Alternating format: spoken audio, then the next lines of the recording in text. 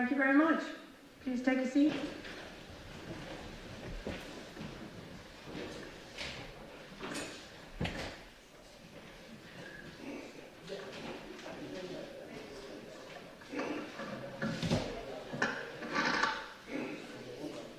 Welcome to this meeting of Oxford City Council. Please note this meeting is being recorded and live streamed. Members, please make sure your phone is either turned off or silent.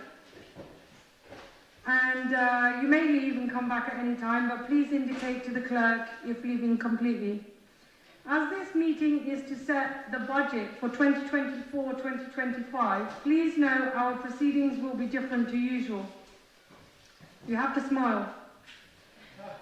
Please note that as Lord Mayor, I have the casting vote on any tied vote this evening, and I reserve the right to use this.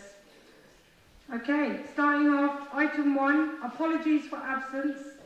Can I request the committee and member services manager to announce any apologies that have been received ahead of this meeting? Thank you, Lord Mayor. We've received apologies from councillors Alistair Morris, Tom Hayes, Amar Latif, Joe Sanderson, Imogen Thomas and Dicko Walcott. And I should note Councillor Kerr might be late. Thank you. Item 2, members, do you have any declarations of interest relating to business in today's agenda? I see hand up, Councillor Malik. Thank you very much. Agenda item 6, I think, whatever they are, A, B, C, D, with the taxi licensing, etc., because I'm a taxi driver. Thank you. Who else? No? Okay. Members, if any subsequent interests become apparent, please raise it at the relevant item. We now come to item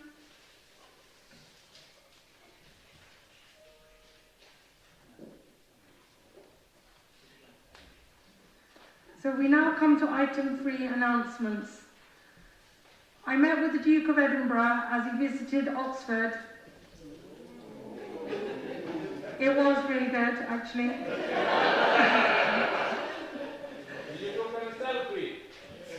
I managed to get a group picture.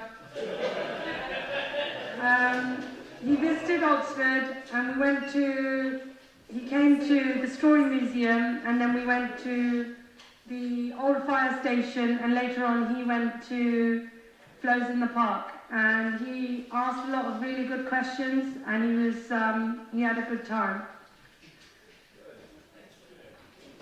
Okay, so moving on, I understand the Leader of the Council. Do you have any announcements? I do not. Okay. Anyone else? No. Okay, so members, the budget debate procedure is laid out within the agenda pack. Do we agree to follow this procedure this evening?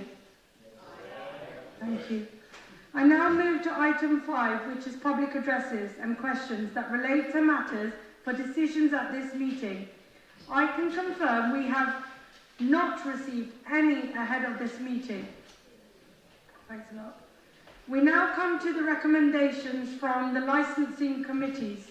Can Councillor Mary Clarkson, Chair of the Licensing and Gambling Acts Committee, move the report and committee's recommendations? Yes, all the increases are... You just need to know. Sorry about that. Yes, Lord Mayor, the increases that are in front of you have been approved by the licensing committee, and they are very much in line with inflation. So there's no changes. So I will just ask Council to note these and to approve them. Thank you. Thank you. Can we have a seconder, please? Councillor Edward Mundy. Okay. Are there any other speakers for this item? No? Okay. I will put the decision to the vote. Please can I request that members keep their hands raised until I indicate otherwise. Those in favour?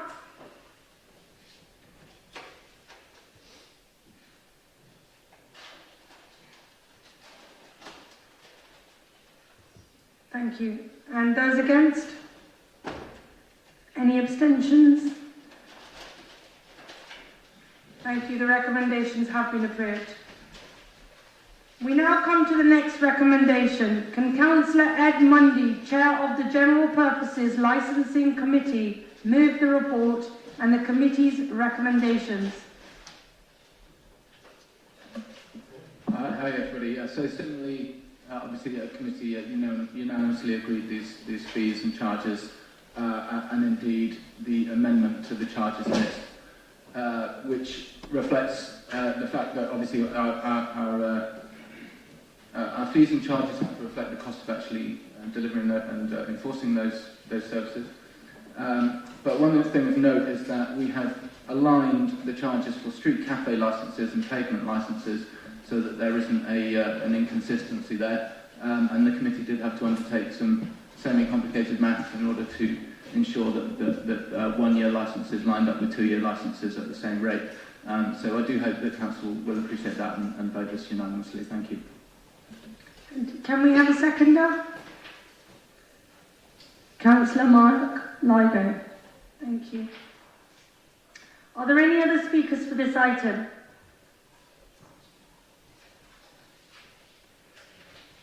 I will put the decision to the vote. Please can I request that members keep their hands raised until I indicate otherwise. Thank you. Those in favour? That looks unanimous, but just in case. Those against? Any abstentions? Looks like that's been, thank you, recommendations have been approved. Okay, we now come to the next recommendation. Can Councillor Ed Mundy, Chair of the General Purposes Licensing Committee, move the report and the committee's recommendations? Thank you, Lord Mayor. So here we have the Hackney Carriage tariff list, which we're driven by trade when it comes to increasing these tariffs, and they are reflective of rates of inflation. One thing of note is that we have historically been one of the few authorities in the country that have not allowed the Hackney carriages to use the highest tariff, Tariff 3, outside of the precise Christmas period, Christmas and New Year.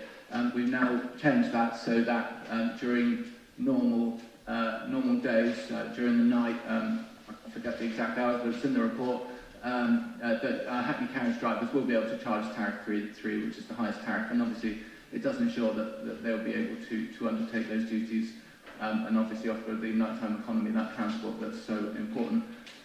Also note that the DBS application fees are now outsourced effectively, so that's another change in there. And that's the main thing there. I'm happy to take any questions on that, but obviously this has been approved at the Licensing Committee as well. Thank you.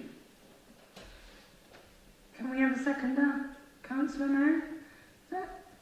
Councillor Mary Clarkson, are you seconding? Yes, I am. Okay, thank you. Are there any other speakers for this item? No. Okay, I will put the decision to the vote.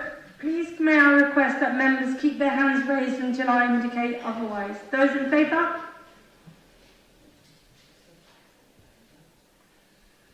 Those against? Any abstentions? Thank you.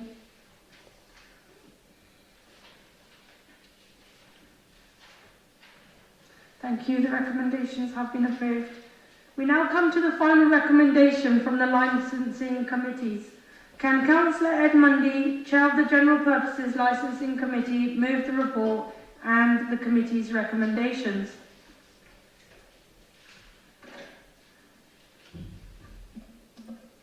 Apologies, Lord Mayor, I've not kept up to date with which report. 60, endorsement or variation increase of the... Okay, yeah, sorry, I spoke to that earlier. My previous comments apply to this report. My apologies, Council. This has been approved at the Licensing Committee, as I said, and I do appreciate that Council approves that. Thank you very much. Thank you. Can we have a seconder? Councillor Mark Ligo saw first. Are there any other speakers for this item?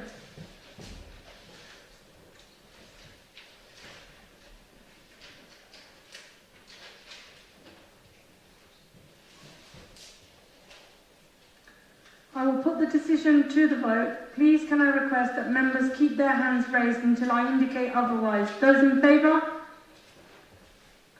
Those against? Any abstentions? That's unanimous. Thank you. That recommendation has been approved. Okay. We now come to the Chief Finance Officer's report on the Council's proposed budget. Please may I request Nigel Kennedy, Section 151 Officer, to introduce the report. Thank you, Lord Mayor. This is my report to the Council, prepared in my capacity as the Council Section 151 Officer in accordance with Section 25 of the Local Government Act 2003. It specifically looks at the robustness of the estimates and also the adequacy of our proposed financial reserves.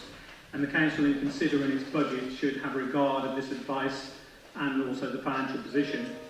In terms of the robustness of estimates, as in previous years, the estimates for income expenditure for the 4-year period, April 24 to March 28, have been scrutinised by initially the finance team, directors, chief executive, exec members, and also the scrutiny committee's finance panel, which presented its findings and recommendations to Cabinet in February, with all 130 plus questions of challenge. However, the estimates in the budget are just that. They are based on factors existing at a point in time, and the judgment of professional officers as to how these factors may change over time. The Oxford model relies on income streams, and this in turn increases the risk of the overall budget, where we cannot say for certain how these income streams will play out, since a number of these rely on factors outside the control of the Council, as interest rates, inflation, elasticity of demand, to name but a few. But I am confident that the estimates do provide and do represent our best estimate of what is likely to be in the future, and therefore are robust. There is still uncertainty, however, around fairer funding and business rates reset, which the government said last year would be put off until 25-26. However, when they gave the recent finance settlement, there was no mention of business rates reset. There are also looming issues ahead for the Council and other councils in respect to temporary accommodation. This uncertainty plays into the assessment of the adequacy of reserves, the second part of the report. There's no scientific calculation to what the level of reserves are adequate. SIPFA, the local government accounting body, do produce some information which shows wide variation in different local authorities on the amount of reserves held, but in reality the amount required is a matter of risk assessed judgment depending on the risk profile of the individual authority. The Oxford model is inherently more risky than a traditional cost-cutting model, relying on income streams to maintain our services, and these risks were all too apparent when COVID hit in 2020, with many of those income streams reducing significantly. It is nonetheless a model which has served this Council well over the previous years. Whilst we are now hopefully out of the shadow of COVID, the financial markets remain volatile, with inflation still struggling to get back to the government target of 2%, and bank base rates at record highs, meaning that we still need to be cautious on the use of our reserves. This year, the Council has asked to approve some potential unpalatable reductions in service provision, albeit the majority of these savings will be in 25-26. The budget pressures are such that these currently cannot be avoided, even though I've mitigated these to some extent by the use of £7 million of our reserves over the coming 4-year period. We do have an unallocated general fund reserve of around £3.6 million, and in addition to that, usable ERAT reserves are planned to reduce by around 40% over the coming period to around £22 million. And these will largely arising from the use of these from the capital programme and other budgetary pressures. Whilst I would certainly guard against any further substantial draw on these reserves over the life of the MTFP, I do feel that at this point in time the reserves are currently adequate to protect the Council's financial position over the next 4-year period. Thank you. Thank you. Are there any other speakers for this item? No? Is that report noted? Say aye.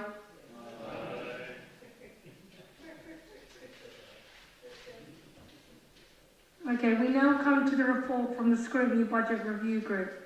Can I remind members that appendices B and C are restricted and we require to proceed to closed session if any members want to discuss these items.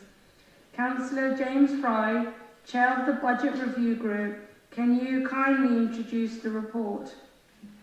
Thank you very much, Lord Mayor.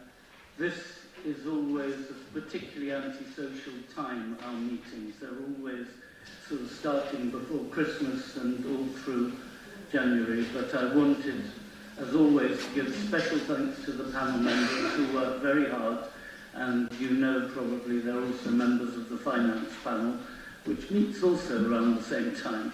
And I wanted to thank the officers who gave a lot of time, but most especially Nigel Kennedy and Alice Courtney, who's not here today, but managed to write up and summarise the recommendations from each of our meetings. I didn't actually count the full number of questions, but Nigel has just reminded me it was over 130, a record that came from our deliberations. But I do believe, I hope the officers agree, that the iterations with them were useful in arriving at a final set of proposals.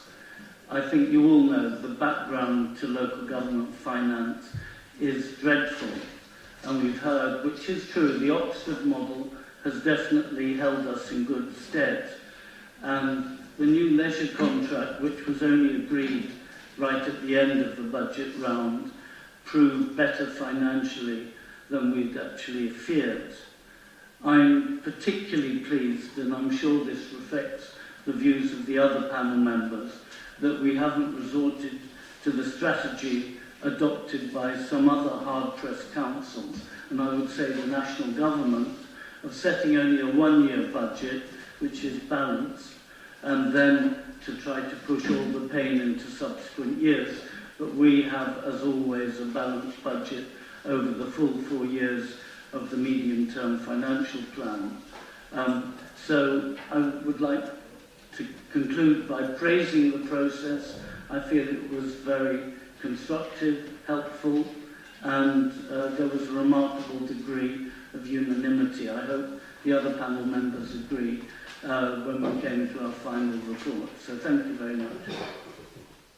Are there any speakers for this item? Is the report noted? Thank you. The next item is the Medium-Term Financial Strategy 2025-2026 and 2024 to 2025 budget. Can I please request Councillor Ed Turner, Deputy Leader and Cabinet Member for Finance and Asset Management, to introduce the report? Thanks very much indeed, Lord Mayor. Lord Mayor, fellow councillors, this is a very, very difficult time to be presenting a council budget. The global situation is truly wretched. An appalling civil war in Yemen, the catastrophic effects of climate change becoming ever more obvious, war in Europe with Russia's outrageous aggression, and the terrible, terrible conflict in Gaza, which I know has touched many in this chamber. We were all moved by the public addresses we heard at our recent council meeting, and I also want to acknowledge that this conflict has led to many good councillors leaving the Labour group. As I think you all know, that really saddens me, and I respect the judgment and decision of those who took this step. As far as I'm concerned, we remain friends, and I know in this chamber, this afternoon we will all, regardless of party background, and I mean by this all councillors, have good, comradely, constructive and respectful debate. The domestic context for our council budget is also exceptionally difficult. Against this backdrop, yet again, our council officers have risen to the challenge. I want to highlight 3 things here. First, since the publication of our consultation budget, we've agreed a new pay deal with our trade unions, Unison and Unite. Now, this has happened in circumstances where staff across the public sector have had years of pay restraint, and many are confronted very personally and in their families with the cost of living crisis. To get an agreement and such a strong yes vote from both unions is excellent and testimony to our close relationship. Long may that continue. Secondly, our council officers from around our authority have come up with savings proposals. Some have required ingenuity, others have required painful, difficult suggestions, and it's testimony to their professionalism that they put forward proposals that, in truth, they often hope are not endorsed. Thank you to you all, and particularly thank you to Caroline for your leadership. Thirdly, the finance team, led by Nigel Penby, has shepherded the budget through with the usual mixture of diligence, efficiency and wisdom. Frankly, Nigel, I don't know where we'd be without you and your colleagues. I also want to thank Scrutiny for your painstaking attention to the budget. I think this really adds valuable challenge to the process. Thank you, James, and thank you all. Why is the context so difficult? Well, it's my view that austerity is not a situation, it's a political choice. And the political choice that we owe to the likes of David Cameron, George Osborne, Nick Clegg and of course Rishi Sunak. Since 2010, councils have lost 27% of their funding in real terms, with government grants falling at a much sharper a rate. In addition, we face pressures from double-digit inflation, which hasn't gone away. Prices have gone up for good, and prices are still rising. Energy costs have sharply increased, and interest rates have also risen. The world would be a much better place, frankly, if Caroline and Nigel had been running the economy, rather than Liz Truss and Kwasi Kwarteng. Last year's budget was hard enough, but the inflationary pressures have really worked their way through and given us some deeply difficult decisions to make this afternoon. So where are we? Well, as James just pointed out, we've proposed a balanced budget in MTFS over the next 4 years. Our assumptions are reasonable, though we should also be clear that we will draw on reserves, as Nigel just reminded us, to the tune of £6.9 million over the coming 5 years, taking us really as low as we want to go. Candidly, given the risky climate in which we operate, I'd rather we drew less on reserves. But we have to strike the right balance, Lord Mayor, between providing services now and being prepared for the future and welcome developments. We should remember that given the absolute crisis in local government, with bankruptcies amongst councils ranging from Birmingham to Woking to Thurrock to Nottingham, being able to set a balanced budget not just for 1 year but for 4 is a remarkable achievement. And we do this with so little help from the government. Members will note that we received an extra £243,000 as a one-off from the government in an announcement that Michael Gove briefly trumpeted as showing he was in our corner. Well, how nice of him, funding which barely covers the cost we face, as he's also banned us from charging extra council tax on second homes until the year after next. Funding which accounts for less than 0.3% of our gross budget, and funding for which they have the cheek to demand some sort of efficiency plan is submitted to them, and to tell us, in just the latest instance of this reprehensible government's attempt to sow division in our communities, that we'd be more efficient if we sack the people who lead on making our workforce more diverse. Well, we don't think that'd be more efficient. We think across this chamber, I hope, that diverse workforces are the best workforces, and we will keep striving to see that our council workforce reflects the communities it serves. Let's just stand as a council as one against this divisive nonsense. Once again, at the heart of this budget is the Oxford model. As a thought experiment, I'd ask members to consider what our budget would look like without the Oxford model. That is, without the income from our wholly owned companies. We'd be talking about a shortfall of some £4.5 million every year, an absolutely eye-watering figure, quite apart from the income from our property portfolio, which brings in over £12 million a year. The Oxford model means that we are, in the slogan of ODS, doing good through our company activity, serving our communities and also bringing in a return for the council. Without this £4.5 million a year, we could forget about council grants to local groups, forget about new community centres, forget about youth ambition. We'd be reduced to providing a minimum rump of services and leaving it to private citizens to do the rest. That's the Conservative model, which they'd like local government to do, and it's one which we in this chamber profoundly reject. Let me turn to a few key areas of our company activity. One of them is housing. In this budget, we provision for over 1,600 new council and social homes. Now, I know personally, I think many of us will, people who've moved into some of our new homes. I've known people living in woeful accommodation, causing physical and mental illness and ripping families apart. I know that in every one of those homes, we'll see a household, whether it's a single person or a family, transformed. I think we all know that sometimes it's not easy to support housing. There aren't many people who say openly, I'm just against new housing in Oxford, in the general terms. But there are plenty who'll say that this or that development is in the wrong place, or it's the wrong design, or it should be done somewhere else. And they're often very vocal and very articulate in doing so. And that's fine. You know, it's a free country, it's a free city. We welcome challenge, we welcome debate. But please also remember, when we're discussing new housing, and particularly new council and other social housing, that there are other voices. They're the voices of those who are overcrowded. They're the voices of those in temporary accommodation or hotels, or the voices of those who are struggling to move on from homeless hostels. Those voices are quiet. In public debate, they're often almost silent. But to me, to us, they matter every bit as much. And indeed, they should probably matter a little bit more. And we should also bear in mind that our housing crisis is getting worse. We're facing unprecedented levels of pressure on our temporary accommodation stock. Cabinet will soon be considering a report setting out just how grave the situation is becoming.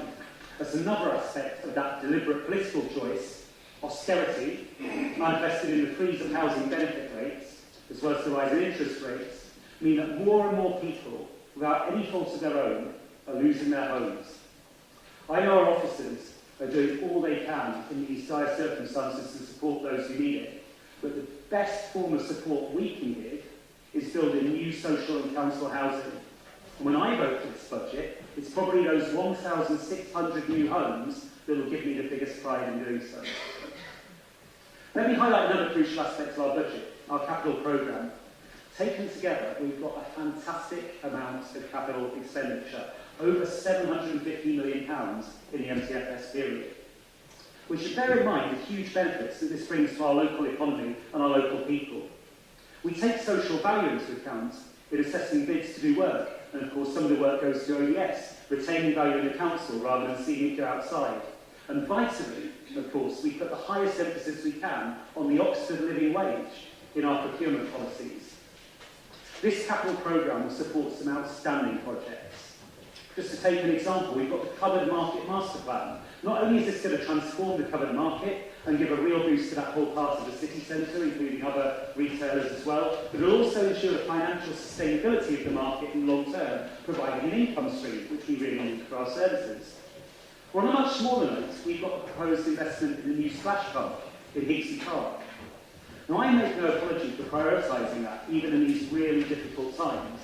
Something like a splash park is a brilliant attraction, a free attraction for families, including those who don't have the funds for more elaborate trips further afield, and so we're really glad to prioritise it.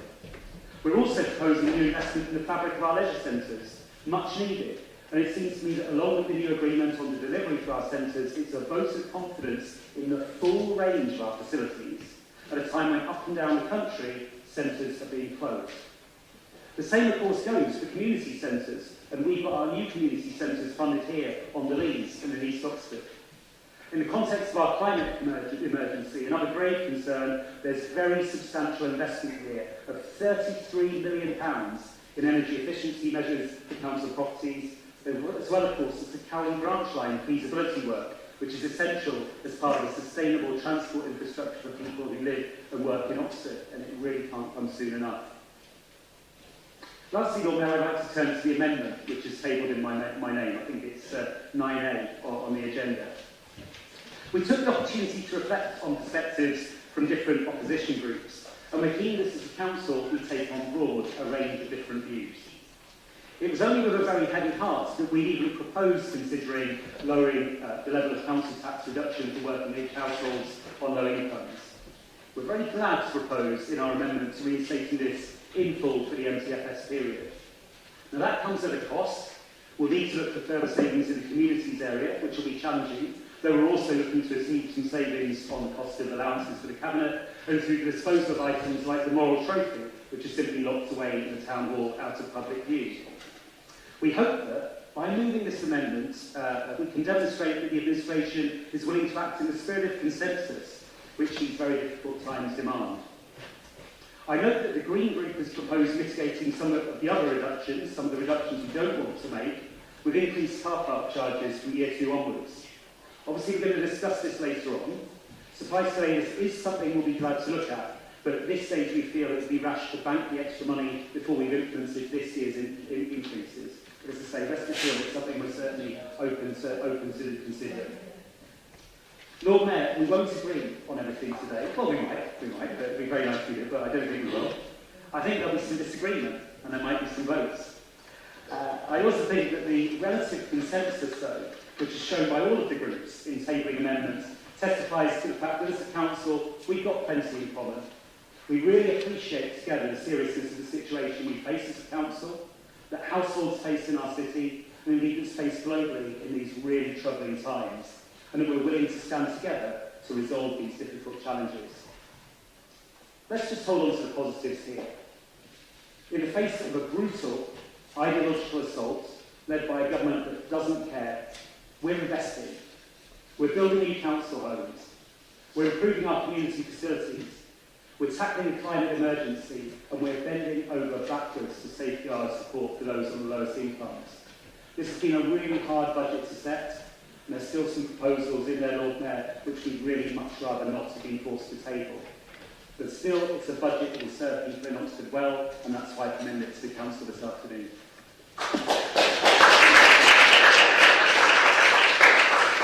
Thank you. Can we have a seconder, please?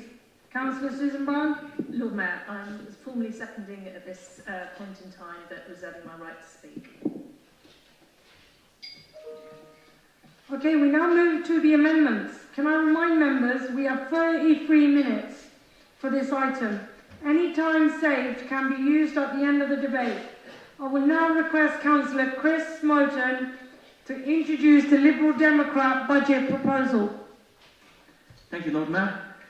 A few weeks ago, we debated the committee system, and I noted then that when there is an overall majority, it's right that parties should assemble a consensus on the issues before Council. I'm glad to see that is what has happened today, with the vast majority of our budget amendment absorbed into the Labour Group's budget amendment that was just advanced in Councillor Turner's name. This could have been a game of chicken, with groups daring each other to allow the budget to fall. You've chosen not to make it so genuinely, thank you for doing that. I'm particularly glad that we're elevating council tax reduction to top priority. There are no good choices in this round of budgeting, but I really do think it's right that we strain every sinew in the forthcoming communities review and economise on our own cabinet costs before we look at taking extra tax from the lowest earning households. I'm also glad to see us putting useless but valuable items like the moral hunting trophy to better purpose, reducing our need to borrow, when otherwise it just gathers dust. And I wholeheartedly endorse expanding the remit of that review beyond that single item. Lord Mayor, there being little of our budget amendment that has not already been incorporated into the amendment just passed, I will formally withdraw the proposed Liberal Democrat amendment. Thank you. Councillor Smoten? Okay. Probably not.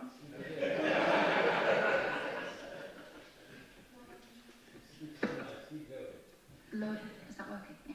Lord Mayor, if I may, the Liberal Democrat amendment has been accepted by Councillor Turner in the proposal of his recommendation concerns the sale of Morale Trophy in year 1. The proposed amendments by the Green Group and an individual amendment that we've got on the agenda propose the sale of the item in year 2. That means that the proposals in the amendments proposed by the Green Group and by the individual amendment therefore are not financially balanced as compared to what is now the recommendation on the table. As such, I would propose a 15-minute amendment so that the Green Group may consider their proposed amendments in light of what's now in light of what's now just being proposed by Councillor Turner. Okay, just to be clear, adjournment for 15 minutes starts now.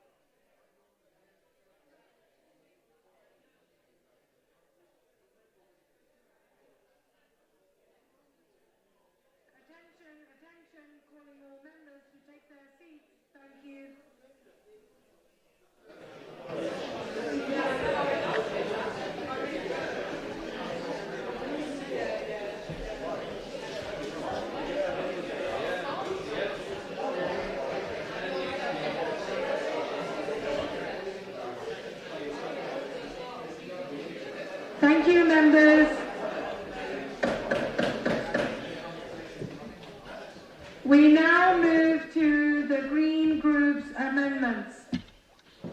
I remind members we have 33 minutes for this item. Any time saved can be used at the end of the debate. I will now request Councillor Chris Jarvis to introduce the Green Budget proposal. Thank you, Lord Mayor. Well, that was an exciting development for us all. I don't think people have had the amendment circulated with the revision that we've just discussed. But just before I talk, just to give you clarity, our amendment is being amended for a second time so that the sale of Morale Trophy line in the top section of the amendment would instead read sale of the FC1 number plate, and the corresponding figure is 160 as opposed to 185. What that means is that there's net increase in reserves of 27k over the course of the MTFP with our amendment as opposed to the net 52k that was in the original amendment. Hope that is clear. So I'd like to start in a similar vein to Councillor Turner in his comments earlier by thanking officers for the huge amount of work that has gone into the preparation of this year's budget. I would also similarly like to thank the Budget Review Group and the members of that who spent many, many hours scrutinising the administration's proposals in the dark days of January. I think similarly to the comments made by Councillor Turner earlier, I don't think we can have the discussion about this budget without acknowledging the scale of the challenge local authorities, including this one, are facing when it comes to their finances. Since 2010, local government has been under assault from central government, with austerity having made it all but impossible for councils like ours to deliver the kind of public services we would want to and the transformation in people's lives that we should be able to. That's only been compounded by 14 years of reckless economic policy, which has driven increased pressure on our services. The cost of living crisis and a lack of protection for private renters, driving spiralling homelessness and a rising need for temporary accommodation is the most pressing example of this, but it is only the latest in a long, long list. But despite this context, it's also true that local government does have powers at its disposal to alleviate poverty, reduce inequality and reduce the impacts of central government policies on residents in our city. Indeed, this council has a strong history of doing just this in a multitude of ways, even in the face of more than a decade of austerity and attacks on local government. This year, the Green Group's amendments to the budget and MTFP has that drive to reduce inequality and poverty at its heart. Our amendment proposed to stop the reduction in the council tax reduction scheme initially put forward as part of the administration's budget. This scheme is a crucial lifeline for many of the people in our city who are struggling the most, and it should be preserved. And so we're grateful to the administration for recognising the strength of feeling from across the council to preserve this. And I'd like to echo many of the comments made by Councillor Smoten earlier, but we believe that there are better ways of financing it than through cutting the community's budget, which is why we have sought to reverse that in our revised amendment. While protecting the council tax reduction scheme was an important part of our initial amendment, we are also seeking to stop other measures in the budget and the MTFP, which we believe will adversely affect the least well off in our city. That includes dropping planned increases in bulky waste collection and the concessionary rate for garden waste bins. Both of these savings, as part of the administration's budget, are very small and yet would add an unnecessary financial burden on residents while risking negative environmental impacts, including increased burning of green waste and fly tipping. We also believe the proposed cuts to voluntary sector grants will have a negative impact on our city, and so our budget amendment proposes to reinstate 150k into this budget line across 3 years. In addition to seeking to reverse elements of the administration's proposals, which we think will hit those who have the least hardest, our budget amendment is also proposing new spending dedicated to tackling inequality and alleviating poverty in our city. We are proposing introducing a discretionary hardship fund, money that can be used by the council in a targeted way to provide some alleviation for the cost of living crisis for those in our city who have been hit hardest. We've intentionally left this as a centrally held fund which could be distributed to service areas as needed, in recognition of the unpredictability in the economy at the moment and as the way in which the cost of living crisis impacting people continues to change. While the amount of money we're proposing to allocate here is relatively small in the grand scheme of the council's budget, its impact on individual residents would nonetheless be significant. Now, we're proposing to finance these additional costs on the budget in the following ways. Firstly, by introducing charging for the first hour at Park and Rides. Secondly, introducing a greater increase on car parks from year 2 of the MTFP. Thirdly, by introducing a greater increase on park and ride charges from year 3 of the MTFP, from making changes to the special responsibility allowances, including removing the non-statutory deputy leader, removing the proposed investments in the flower beds at Brideswide Square, which was proposed since the consultation budget, and finally, as of a few minutes ago, by selling the FC1 number plate. While these changes would lead to a slightly greater draw of reserves in the first years of the MTFP, across the full 4 years, our proposals overall would lead to a net increase in reserves. We believe that these changes to the budget will play a small but significant role in tackling inequality and alleviating poverty. I hope members feel able to support them.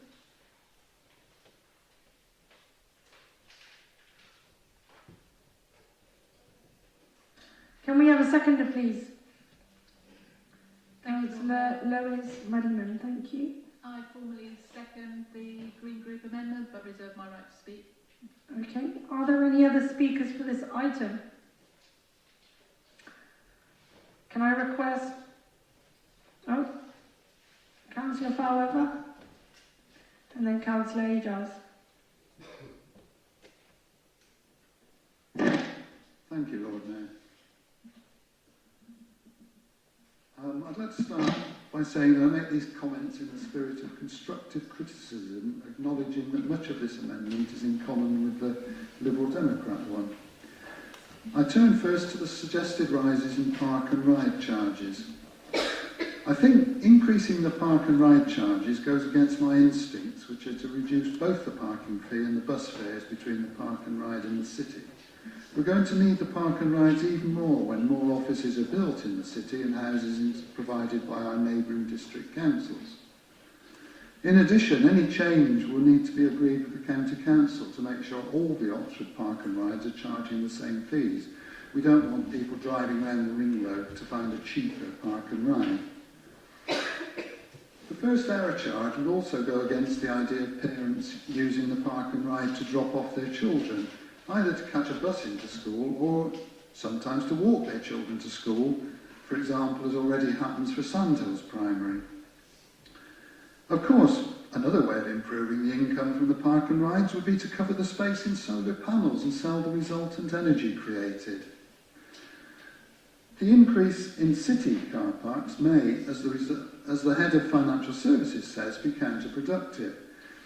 In addition, raising the charges may have an unintended effect in that the traffic filters and the ZEZ will be introduced at the end of 2024 and probably the end of 2025. These will change the income from car parks even further. I hope to see far fewer cars in the city centre, of course. But for all these reasons, I cannot support the proposed amendment. Thank you. Councillor Rahman, please. Thank you, Lord Mayor. I welcome the budget. Thank you for that, Chris. I'm just concerned really with actually both Lib Dems that's been accepted by the administration is that the number plate and the trophy, there are assets, and as time goes on, they increase in value.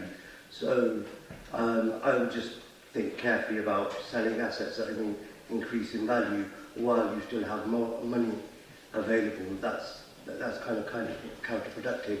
I wouldn't go along with something like that just on the basis because it's there and it's highlighted. It's an asset. I think over the last 10 years, the number plate has increased in value.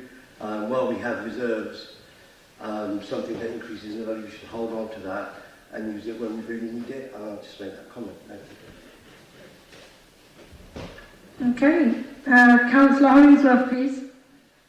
Yeah, just a couple of comments. Inspired by Councillor Fowler, with whom I largely agree, I think, on most of what he said. I have to be careful in case there's something he said which I don't agree with and I've forgotten about. But largely agree with the sensible bits, anyway.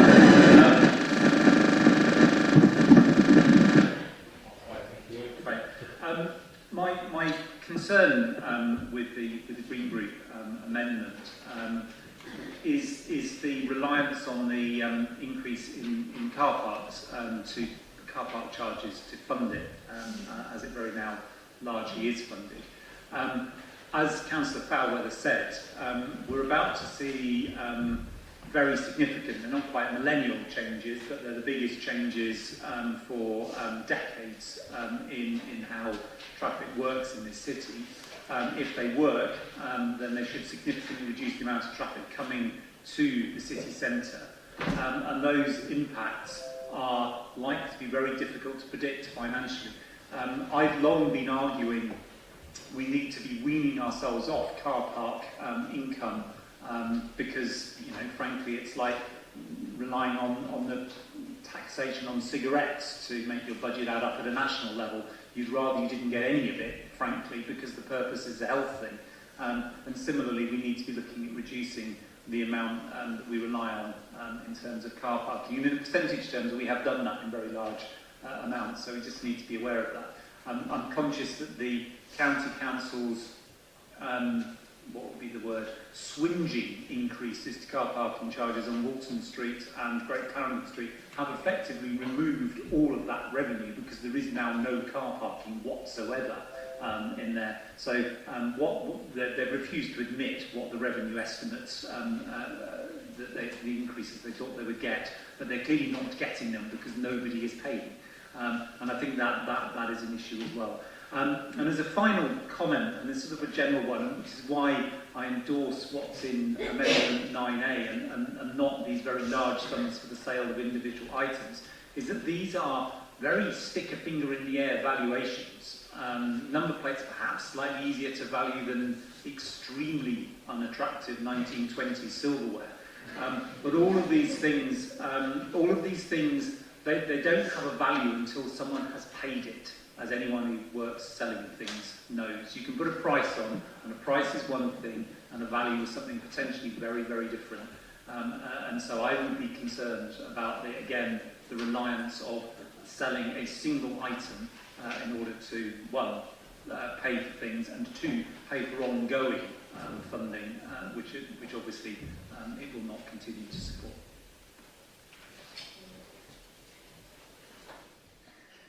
Councillor Susanna Pressel.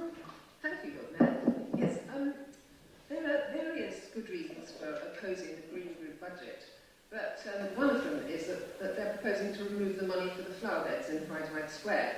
Now, I want to talk about that a bit more during the present discussion on the Labour Group budget, but I must just tell the members about why the flower beds look so awful, and they really do look absolutely dreadful in case you haven't seen them lately. The reason is because they were put in when Pride Square was beautifully improved by the county council, and then the county council dumped them on the city council with no money to maintain them. So the city council is refusing to spend any money on their maintenance, and they just look so awful. So I just thought that it would be wonderful to have a very small budget bid to replant them and then to maintain them. And if the Greens are going to take that out, shame on them. Councillor Ed Mundy. Thank you, Lord Mayor. So obviously we've had an individual circulated with my name, but actually I am voicing support for that Green amendment, despite reservations that are in print there now in terms of the garden waste collection. There's a few comments that have been made. I just wanted to kind of address that from my point of view. Councillor Raymond has talked about the value of the licence plate. I mean, it could just as well go down in value.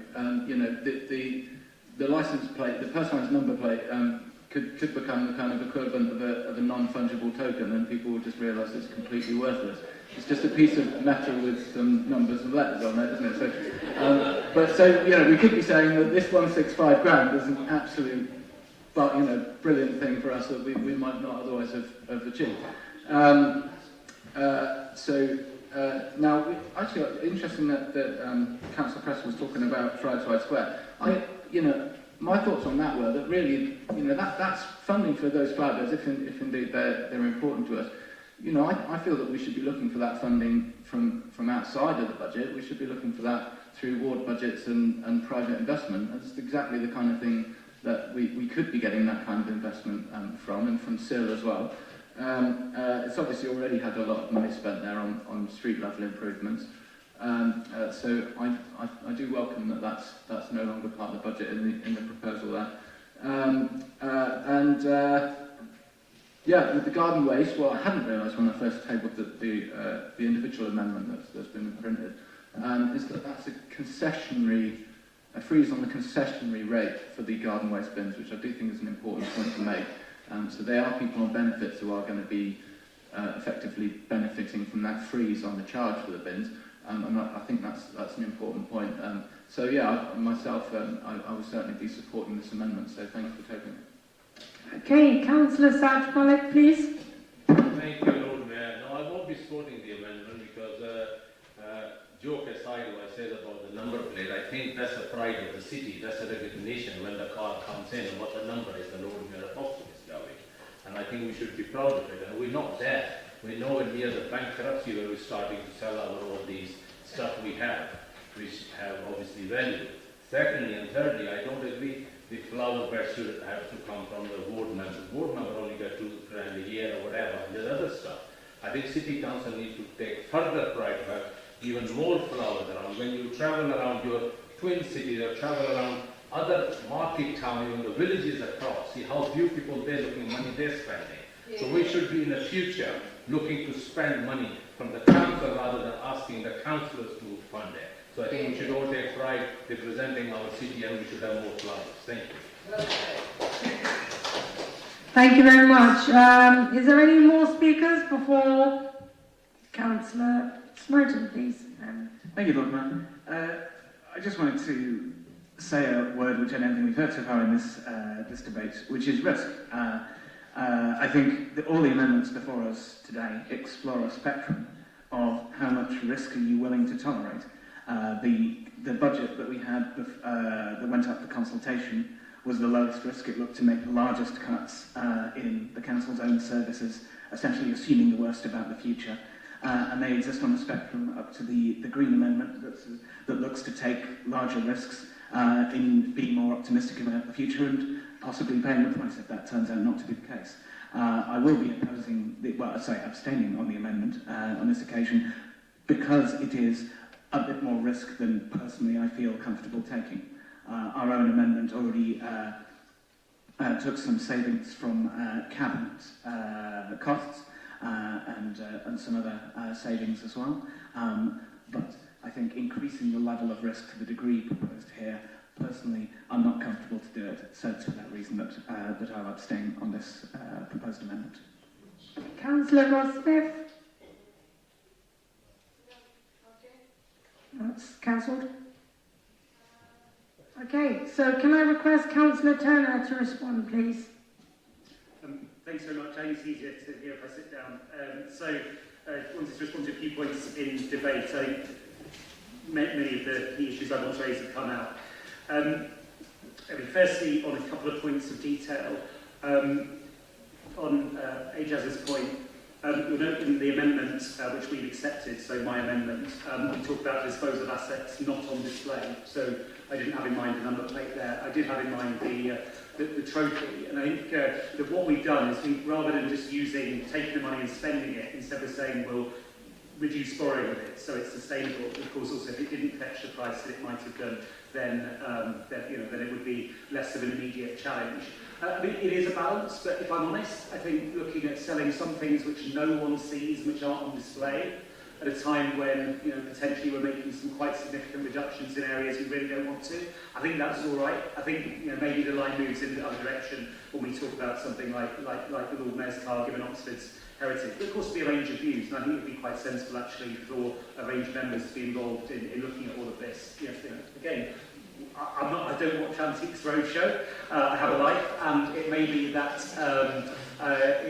these things don't fetch the amount of money that we expect, in which case we may need to do again, or maybe fetch more. We'll see. On Councillor Mundy's point, I would just point out that if we talk about using a SIL for this, that's still a council resource, essentially. It comes out of the same pot, so that's not really an alternative source of funding. And I do sympathise with what Councillor Pressel said, that if you happen to have an area of prominence in your ward, it doesn't mean you can always be expected to fund everything. This is a major gateway to the city. The main point in all of this, and the reason why I think, I will be voting against the amendment, is just around the degree of risk. What this proposes to do is we're already increasing car park charges next year. It then jacks them up further before we've seen the impact of new public transport changes that are happening, Kennington Bridge Works, what have you, ongoing Botley Road situation, all of that. But then also the impact of the changes that we haven't even brought in yet. And then we're banking the money there. Now if that goes really, really well, and the money keeps flowing in, totally up for looking at that next year. I said that in my speech, sort of moving it. And clearly I would rather that visiting motorists paid money than that we ended up losing services in our communities.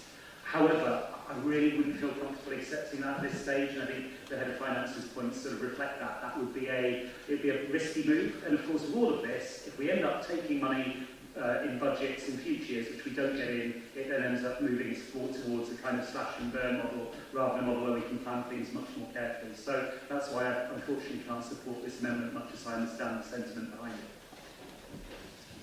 Thank you. Councillor Middleman, would you like to speak as the seconder or the proposal? Thank you, Lord Mayor. I begin with another thank you to officers and councillors for the time spent preparing and scrutinising the budget. We appreciate it's a difficult task in this current climate. And thank you too to everyone who's engaged in the debate. We are of course relieved and grateful that the administration has amended their draft budget to stop the reduction in the council tax reduction scheme in line with opposition group proposals. Thank you. The rationale behind this reduction and all the other measures in the Green Group's amendment is our strong desire to offer as much support as possible and protection to the residents of our city who are struggling the most during this crisis of inequality. We're all aware that Oxford remains one of the most unequal cities in the country, based on income, deprivation and social mobility measures. As councillors, our job is to protect those who are struggling the most. And to do this, we must also protect the many voluntary groups and community organisations who work so hard to protect those on the lowest incomes. Which is why, as well as retaining the council tax reduction scheme, we should also continue to fund our work in communities and protect the voluntary sector grants budget. Voluntary and community groups, such as Community Larders, for example, do an enormous amount to support those on the lowest incomes. We must protect these budgets so that they continue to do so at a time when their support is needed more than ever. And finally, a personal note on why I think we should be selling council assets such as the Morel hunting trophy and the personal number plate to help fund some of these amendments. When my family came to England in the early 70s as political migrants, we had very little, and 6 of us lived in a tiny 2 up, 2 down. And my father had to sell one of our only valuable possession, a piece of furniture made by his father, so that we had enough to eat and heat our small home that winter. It broke his heart. But when you're struggling to feed your family and keep them warm, holding on to heirlooms makes no sense at all. And holding on to the Lord Mayor's personal number plate and the trophy, whilst the residents of our city struggle to feed their families and heat their homes, makes no sense at all. And we should be looking to see what else we have gathering dust. I urge you to support our amendment. Thank you. Right, I will request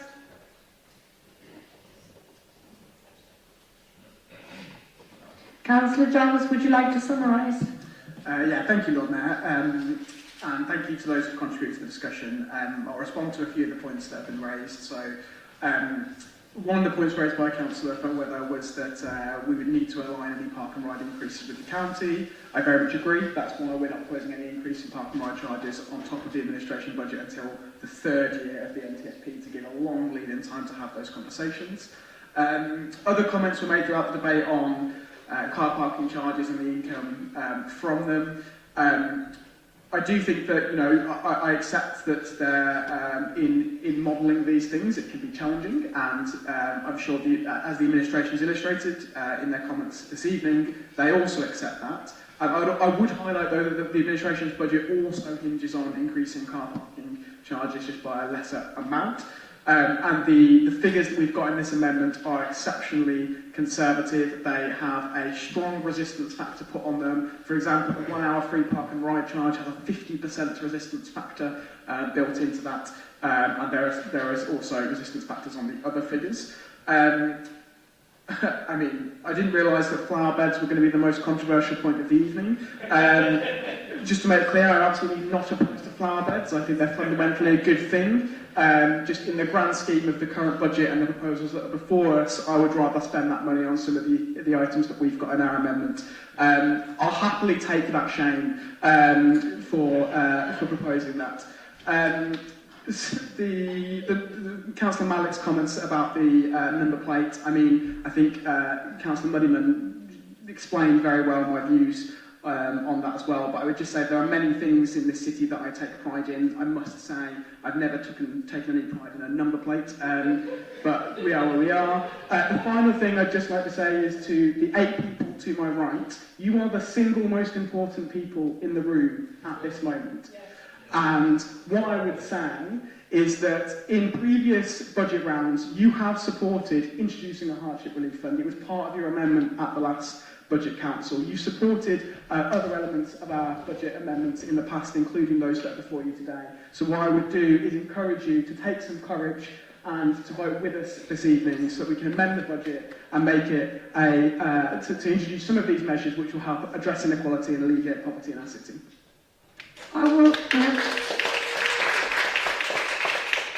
put the decision to the vote. Please can I request that members keep their hands raised until I indicate otherwise, so committee services can ensure the vote is counted. Those in favour?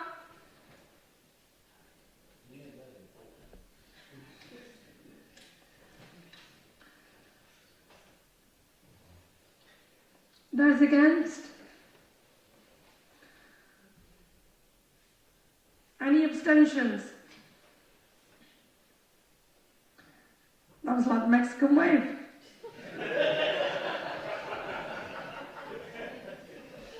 Okay, thank you. The recommendations have been rejected.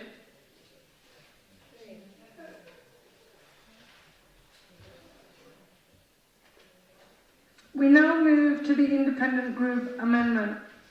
Can I remind members we have 33 minutes for this item. Any time saved can be used at the end of the debate. I will now request Councillor Ejaz Rahman to introduce the independent group budget amendments. Thank you, Lord Mayor. I won't take all that time up. First of all, I'd like to thank everybody, Ed and his team, James and his team, especially the officers, for all the hard work they do. I know it's difficult. But following on from that, I mean, our budget amendment works around that we've had 14 years of a disastrous government for this country, especially for local government, and all the cuts that everybody's relayed in their speeches so far. And there's a certain detachment between the authority and local residents, so our main aim is to get everybody back together. Hopefully there will be a new government soon, and maybe some of these won't be needed. The main change that we've made is that we found that the bulky waste item is like a stealth tax, and it upsets so many people on the doorstep that we've experienced, and we put it together. People are disheartened by it. I spoke to officers, and we've only proposed it for a year. So I'd just like to remind members that we've had a 75% increase in fly tipping in that time. That's 1,500 tonnes of extra items that people have had to take away. So we've put it in there for a year to see what happens. Commercially, taking large items up to a minimum of 16 to 18 tonnes costs around about £50 a tonne. So on that basis, and these items that are large, they're individual items. There might be a sofa here, there might be something there. To balance that, what we've done is we've cut the parts maintenance instead of every 4 weeks to have it every 6 weeks. Speaking to officers and looking at other staff, lots of the parts is where the fly tipping takes place, so actually it should help, the two should correlate with each other and help. And then also we've looked at less utilised toilets. They do sometimes attract antisocial behaviour. It's not something that we would like to do, and I know they're quite a valuable service to some people, sometimes homeless people, but these are underutilised toilets. They're not toilets that are used all the time, and they're on that basis. And it's for a year. We've added 440 back into Nigel's budget, so he should be happy with that, and that's we based that on if the bulky waste item is not proved with additional fly tipping, we have that additional money that maybe we can look at again. And that's the only changes that we made. I will follow on from what Chris said, and it's disappointing that some people were here ready for leadership, but unfortunately they've taken a back seat. So I would ask you to have a look at that, and the main purpose of our budget is actually to bring us, representatives of the city, back with the people, so they feel that we can do a little for them. And we've done the same thing with the council tax. It's only small, I know it's £24, but it just shows the public that we do what we can for them at a time when it's really difficult. You know, we build all these council houses for them, which is great, and we really have, but there is a detachment, and we should give responsibility to the wider public and trust them with their money instead of deciding where they should spend their money. So let's try to keep it as minimum as possible, and that's what we've tried to do. So we hope that you can support our amendments. Thank you. Thank you. Can we have a seconder? Councillor Shaista Aziz. Are there any other speakers, or do you?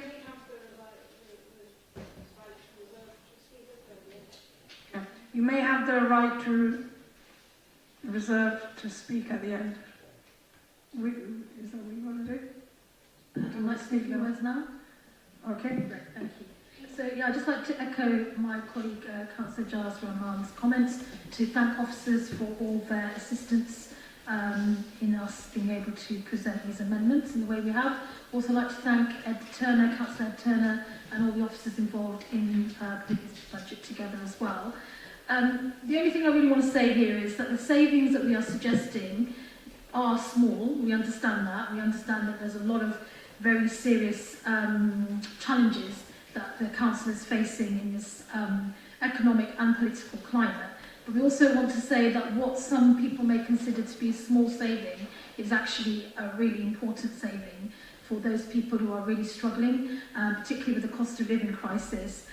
We know that this is one of the most unaffordable places in the whole country to live, and there is a real disconnect between so many different parts of our city in relation to disposable income, in relation to life expectancy, and many, many other issues. So we understand that this is a really challenging time, but this is why we have tried our best to put forward a constructive budget where we are working in a way that is responsible, which is what we should be doing. And I think this is an opportunity for everyone here to try and make some changes to this budget in a way that will allow the budget to be balanced, and it will be a responsible budget, but will also make some positive changes, additional positive changes to people's lives during this troubling and difficult time. Thank you. Thank you. Are there any other speakers for this item? Councillor Chris Martin. Thank you, Lord Mayor. We will oppose the proposed amendment because it makes two key recommendations that I strongly oppose. The measure proposes to knock a point off council tax. This is a much worse way to put money in people's pockets than the council tax reduction scheme that has already been addressed and successfully amended earlier this evening. CTR levers over £6 for every £6 in benefit for every £1 that this council spends. Council tax is 1 to 1. CTR selectively targets the households earning the least, each according to their means, while council tax cuts will pile hundreds of thousands back to the already wealthy. If we absolutely must, CTR can be varied in future years. Council tax is limited by legislation to a small rise each year, currently well below inflation. That means that it would be a financial millstone that would stick with the council for years, perhaps for decades, perhaps for as long as there is a city named Oxford. I think this is irresponsible financial management, and it bears consideration that both the proposer and the seconder were part of the Labour cabinet until just a few months ago. The measure also proposes to close public toilets, a deficit that will be felt most painfully by disabled people, older people, and anyone else that would find it more difficult to readily access an alternative. On top of that, the proposed cut is vaguely specified. We are told that 16 toilets are to be closed, but not which ones. There are two good ideas in here. Cabinet expenses, which have been addressed already, and there may be something in the fly tipping figures, although I note the caveats in the officer's remark, and in particular we would need to look at what is the extra cost of the extra collection of the fly tipping, and that is not done in these budget remarks. Finally, a noted query, and I haven't written anything about this because I was surprised by it landing on the table just recently, is I spoke earlier about risk, and this budget actually exists off the bottom of that spectrum. This budget stocks £400,000 into reserves relative to the administration budget. Therefore, the implication is that the proposers think that the administration is being unduly profligate and needs to be more conservative with its finances. That's quite surprising, coming from former Labour councillors, but it seems to be the implication. In particular, I note that in introducing the motion, we are told that we don't want to close the public toilets. That comes to just over 320k. The surplus is 400k, so you could not do it. It proposes to cut parks and street cleaning by just under 320k, but the surplus is 400k, so you could just not do it. Either one of those two things, at least one of those two things, is being done purely voluntarily, out of desire to set a more conservative budget. So let's hear which one and why you think that we should be doing that. Overall, I think most fundamentally this is the wrong approach on tax. I think that's the most important issue here, so I will be opposing the amendment today. Councillor Chris Jarvis, please. Thank you, Lord Mayor. Before I start, I just have a query for officers really, which is that we've obviously had the Labour amendment to their own budget, which has some interrelation to the numbers that are in this amendment, and I want some clarity on what the figures we're actually looking at are, if possible, because there are several figures. And also the community services as well. It's not just a special responsibility, it's also the community's budget line. Would it be possible to get any clarification on that from officers before I speak? If not, I'll speak without that clarification. Officers, would you like to intervene?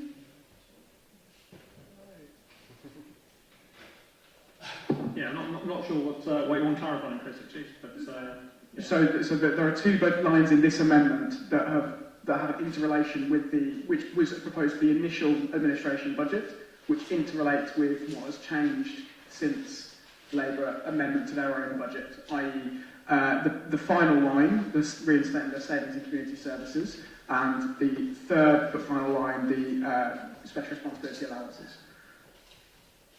So basically the reserves figures and other things have changed. Well, the reinstatement in community services is just is putting the savings back in that the initial Labour budget was taken out, basically. So that's the relationship on that one. But, okay, in which case I'm happy to speak to it anyway. But I think, yeah. Sorry, very sorry, Chris. No, the man. If you can just let him finish, please. Can I raise it as a point of order? I think that's genuinely not the right answer. If I may briefly. Because the Labour amendment itself reinvested 110 per year of the 150 that's described here, it is possible to, of course, to cut any other 150 on top of the 110, and we may reasonably take it that that's what this is doing, but there definitely is an interaction with the 110 that was in the Labour Amendment A. And with regards to the Cabinet members item, the 316s in year 25, 26 and 27, you can't cut the Cabinet from 10 to 8 twice, so those surely must come out of it. I'm not, there's good reasons why I'm not in Nigel's chair, but were I he, I would suggest that the 150 can stand alone, because it is possible to reduce on top of a reduction, but it isn't possible to reduce the Cabinet to 8 twice, so those 316s ought to go away.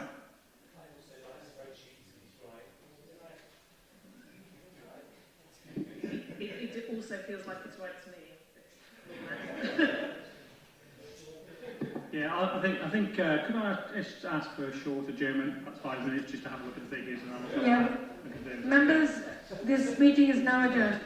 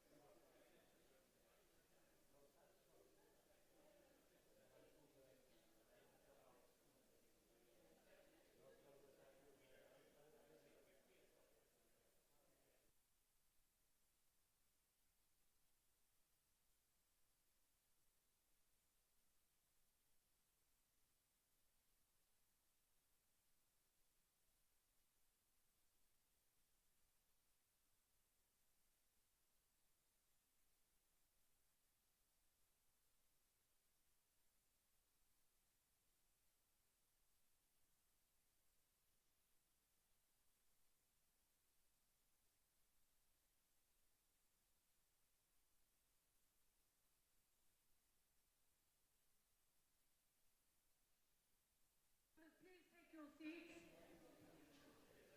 Councillor Aziz, if you can hear this message, please take a seat.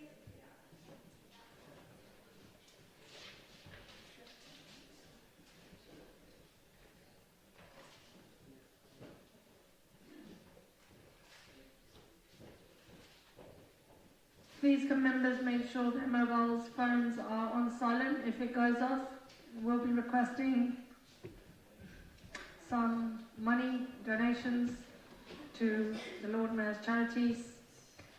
And Councillor Aziz is now back, and we will now shortly start. Thank you.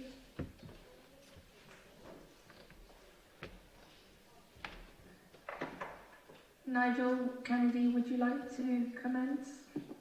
Yeah, thank you, Lord Mayor. So the two proposals that we're talking about, one is around the community services savings. So the independent group are looking to accept the Labour amendment of £110,000. So remove the £150,000 within their budget basically and accept the 110. And then in relation to the special responsibility allowances, to delete the saving of the £16,000 per year within their budget, as it's already been taken by the Labour group.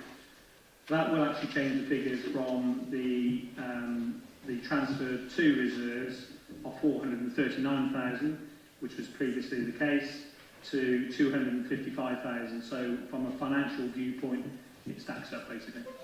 Thank you. Thank you very much. I'd now like to go to Councillor Chris Jarvis, as where we left off. Thank you, Lord Mayor, and sorry for triggering that adjournment. So I think just to start on this, I feel like I should say that I think I support the broad thrust of what the amendment is aiming at, and council tax is broadly a regressive tax, and so seeking to reduce that is helpful. What concerns me about that is that it is one of the few levers that local government has to raise revenue, and it has a knock-on effect in the current context where we have the referendum limit. Any year that you don't increase it at the maximum level, it has knock-on effects on future years on the level that you can raise it then, because you're raising it as a percentage of your previous base. And so I would be concerned about putting us in a position later down the line where, presuming that we're not going to get rid of that referendum limit anytime soon, that the council tax, the amount of revenue that the council can raise in future years, which may well be more challenging than ones that we're currently facing, is diminished. The second caveat, the second concern I have about this is similar to comments that Councillor Smoten made, which is around public toilets.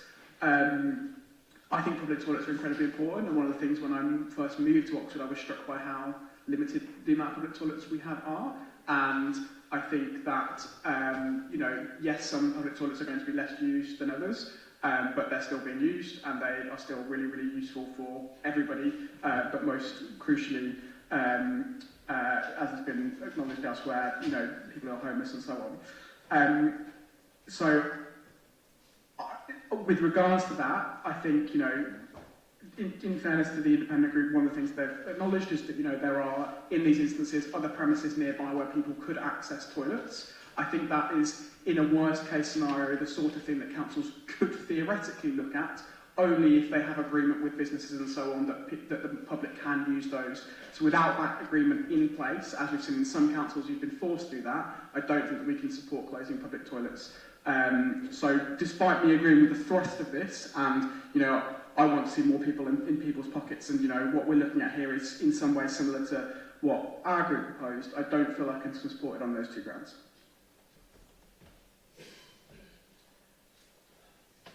Councillor Nigel Chapman, please. Yes, thank you very much, Lord Mayor. I'd like to comment specifically on the bulky waste issue, which obviously falls within my portfolio. Obviously, in the perfect world, we'd all like to have a system where bulky waste disposal is free. But it hasn't been for a number of years now. And why? Because we need to reflect the increased cost of providing those services, and particularly the cost of collection. And if we were to freeze or eliminate these charges, as the amendment is proposing, it would effectively be reducing revenue for the council, so damaging our ability to protect services everyone uses, and obviously that revenue helps us balance our books. And in the end, bulky waste as a service is a discretionary service. The residents can decide to use or not.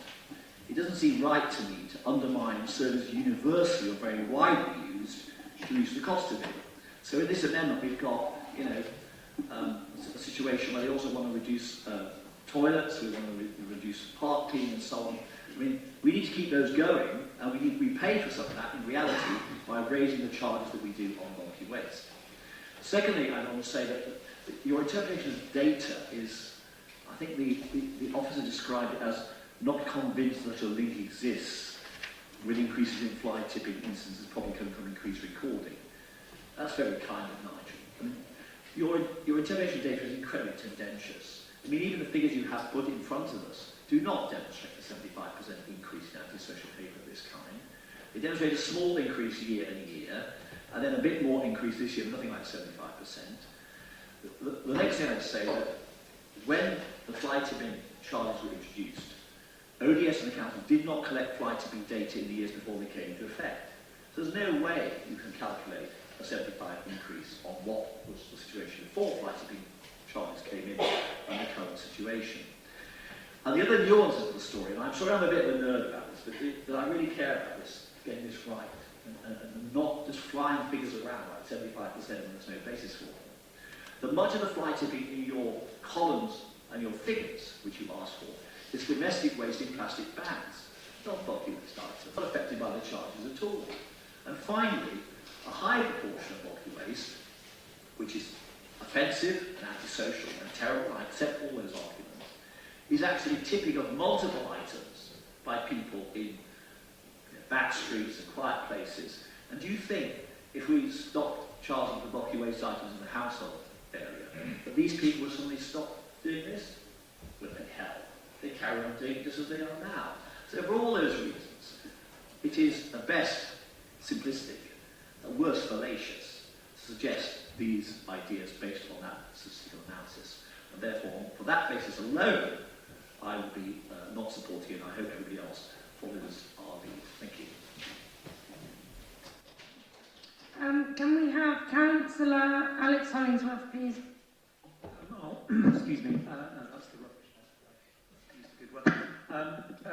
I'll be brief because many of the things have been said already, but one hasn't. I would, though, want to reiterate and echo the points that Councillors Chris's Slogan and Jarvis have made about the council tax. It's a false step, and we can see the difficulties that our colleagues and comrades on Oxfordshire County Council have had to battle with, because for many years low council tax was the watchword there, and that's caused all sorts of inherited problems for that council and other councils up and down the country where they took over from administrations that took that approach. The item I wanted to flag as being of some concern is the one about reducing street cleaning.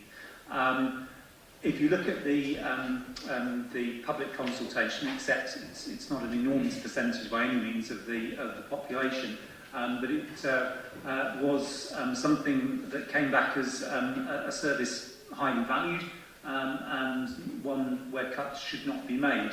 I think all of us, who I'm sure everyone does, spends a lot of time, in our communities, talking to our neighbours, talking to residents.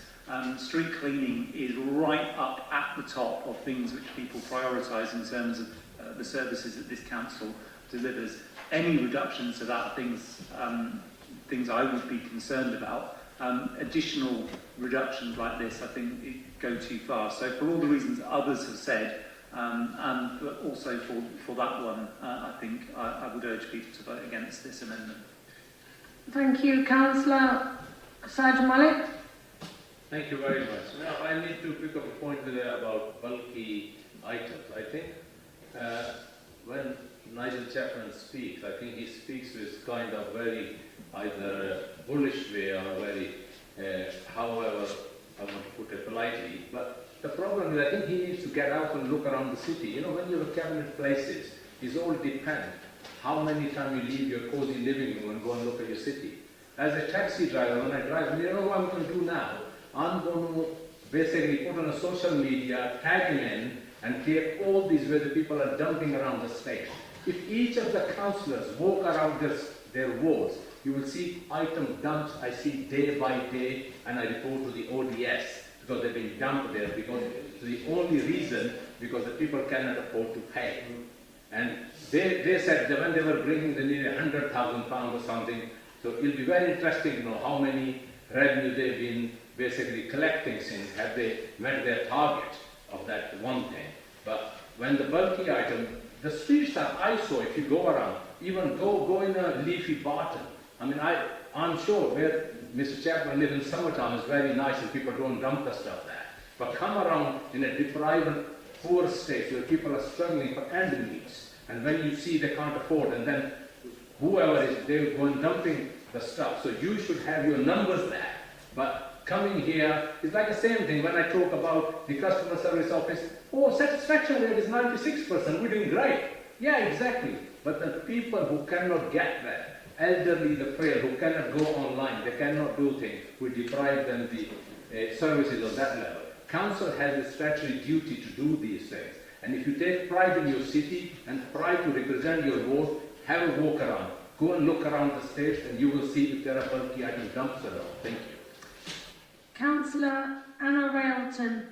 Thank you very much, Lord Mayor. Yes, so I was just going to sort of slightly echo the point that Councillor Holmesworth made. So, in addition to the budget consultation, which did very much raise these points about street cleaning and cleaning and maintenance in our parks, the resident survey also says exactly the same thing. I'm a very big fan of the resident survey, but it was basically like one of the #1 things that people really valued about this council doing is very much its maintenance of parks and street cleaning.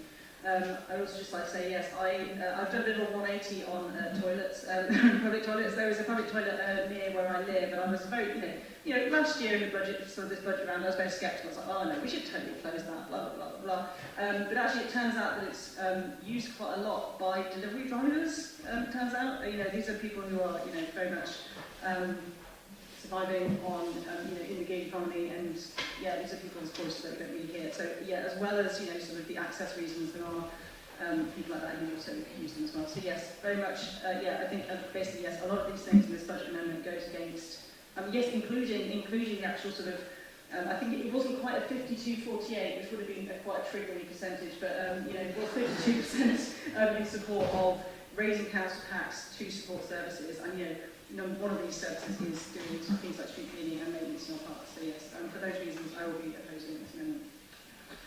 Councillor Edmondi. Hi, thank you for your amendment, and I do welcome the thrust of it, and certainly it's good to see some thinking outside the box on the collection of bulky items, which I think it's fair to say that we would expect to see a less sort of clandestine disposal of bulky waste and so on, which might not even just be your sort of typical fly tipping, but also people inappropriately putting them in our own waste bins at the back of the flats. But I don't want to go too much into the toilets. It's been talked about a lot already. It's a big enough concern that I wouldn't be able to support this amendment for sure. And actually, I'd take note as well of the comments on council tax that have been made already. I'm a postal worker. We have to use the public toilet sometimes, and when you talk about antisocial behaviour, I think it's not quite right really to be sort of using public toilets as an excuse for suggesting that they result in antisocial behaviour, because I really don't think that gets to the root cause of what people call antisocial behaviour or what people perceive to be antisocial behaviour. And when I've discussed with you about which toilets would be closed, you did raise the toilets on Mansell Way, which I would have thought they were quite well used, and certainly they are in a very prominent place and a place that gets a lot of through traffic. And obviously, as you've said in your amendment, there would be an expectation that people would use alternative facilities, but those facilities are likely to be privately owned or for the use specifically of patients of health centres and so on, and simply not appropriate to be suggesting that people have a right to use those facilities when in fact they don't. But thanks for tabling that amendment. Can I request Councillor Turner to respond? always take requests from you, Lord Mayor. Yeah, cheers. Yeah, I think there's three things because it's been a good debate. One, actually, if I may just reflect on a couple of things Councillor Malik mentioned. One was just, I think what Councillor Chapman was driving at was just unfortunately some flighting things done by people who sadly just don't care. It's not about the money, and it really frustrates me. We do a load of community litter picks in Rose Hill, and it's the good and the kind people that go out, not all by any means on high incomes. And then sadly, you go around a few days later and it's just idiots that chuck stuff around. And I don't, there might be cases where people do some hardship and somebody they just don't care. And I think that was what Nigel Chapman was driving at. But good for you for reporting stuff. Just as an aside as well, it's a brilliant idea, and I just wanted to flag it. Mentioned satisfaction, otherwise with the contact with customer services. I understand we're now going to be having some customer services officers go out into food larders. Which is just such a terrific idea. I think that will really reach people. I think it's really, really good. But that doesn't talk to the amendment that was being raised. So I will now do the amendment. I mean, on the toilets, understood. And look, this was one of officers' proposed stuff, and it's right they do, and they propose stuff that they don't thought. And as administration, this was one of the things which we turned down. I'm looking at the list of toilets that would close, and it includes a little more. Also includes Abingdon Road, so there would be no toilet facilities at Hinksey Park. Which is a worry, frankly, given the playground there. There's a German word called, well, I'll translate half it, it's called wild weeing, and that would be, I fear, the upshot. Florence Park, similarly, is on the list as well, and then cemeteries, where again, often older people perhaps would be going to visit a cemetery, and then that would be quite difficult, so don't support that. And on the council tax, and I've always been totally consistent about this, and I've had my disagreements with Labour people on this. There have been Labour councils who've said we're going to be really smart, we'll reduce the council tax increase, and we'll get sort of brownie points for it. The Dems campaigned for it in Oxford actually in the late 2000s and lost.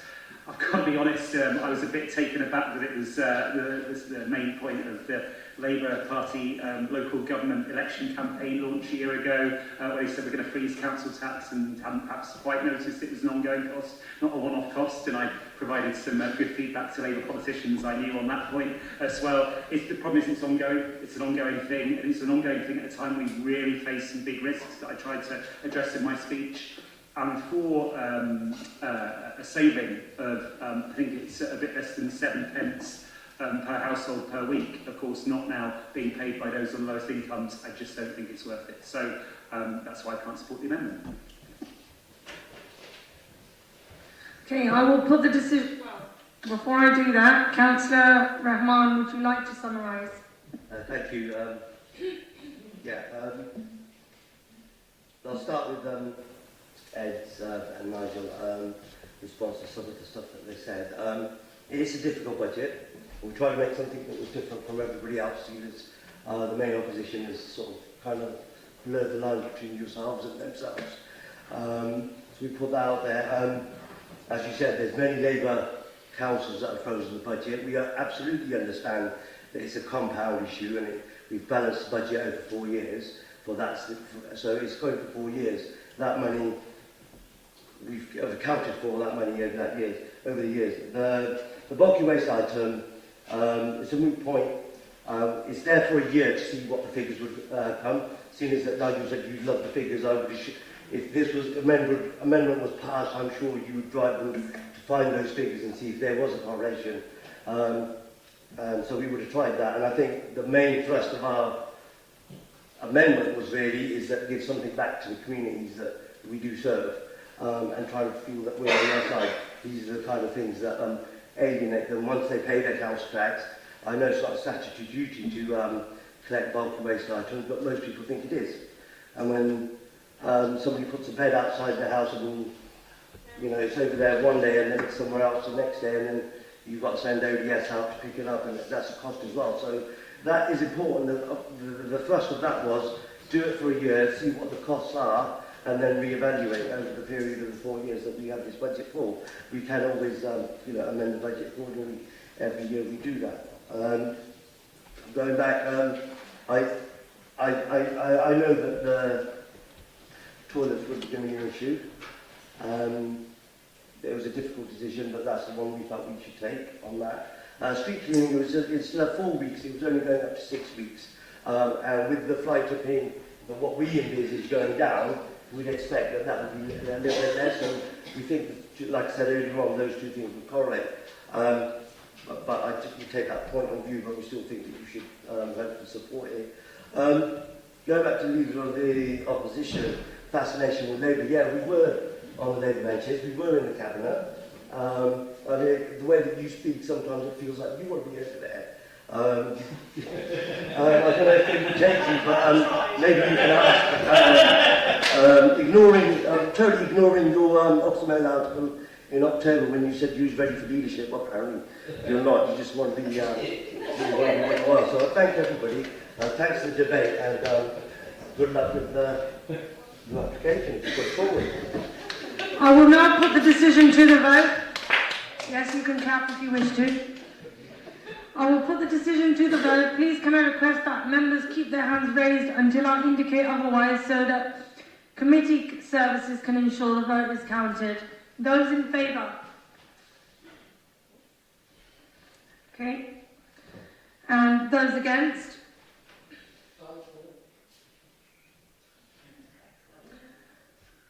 Are there any abstentions?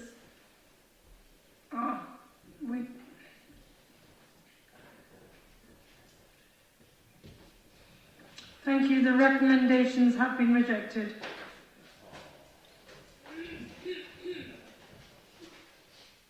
We will now have a break for 30 minutes.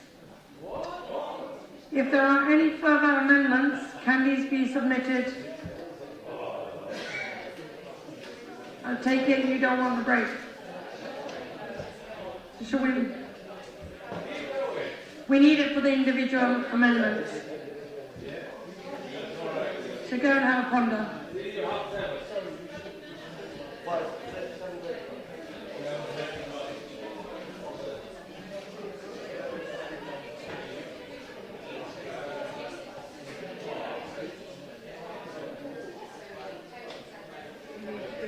Okay, we need to just propose. If you just give me a moment, please, before anyone leaves the room. Emma, do you want to announce it? So if members would be minded, I'd suggest to the Lord Mayor that if you don't want a 30-minute adjournment, you could take a proposal and second to suspend standing orders, perhaps have a shorter adjournment of maybe 10 or 15 minutes, just in case anybody's got anything, and take a vote on that, and if that's passed, then we can shorten the... Who's the proposer, please? Saif Malik proposes, and who seconds? Alex Hollingsworth. 15 minutes on the clock. 15 minutes, please.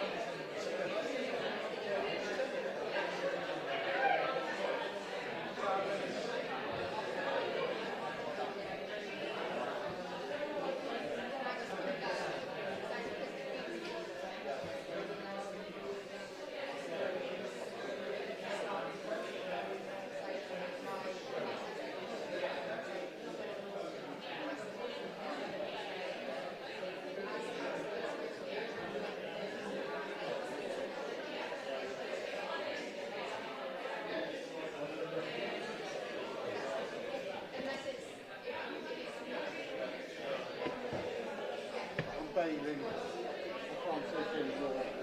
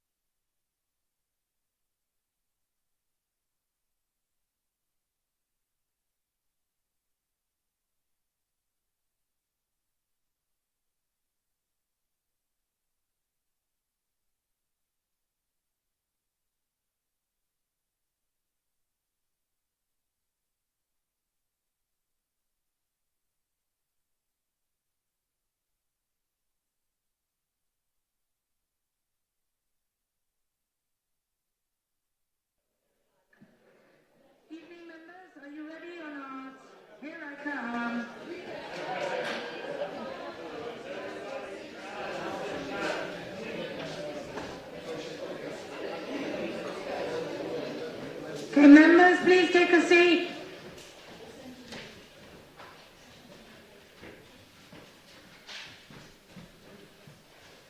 Most people are back, so can I remind members we have 40 minutes in total for this item.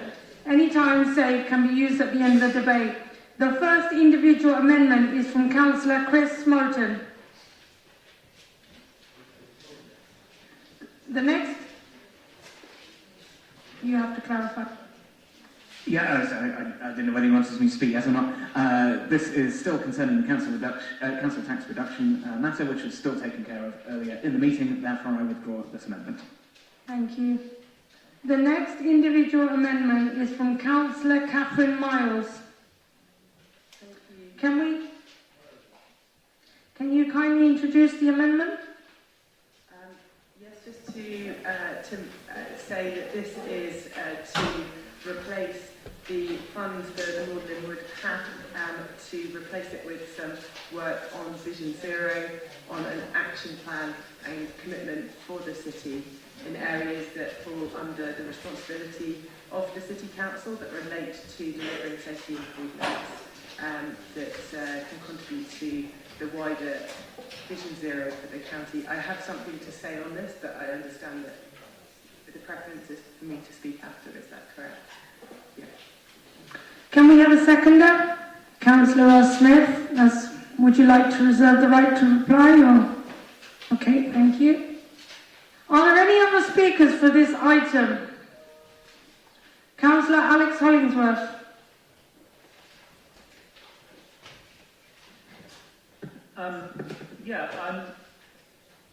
I'm very clear that I'm extremely supportive of Vision Zero. So I have absolutely no concern whatever with the principle of this.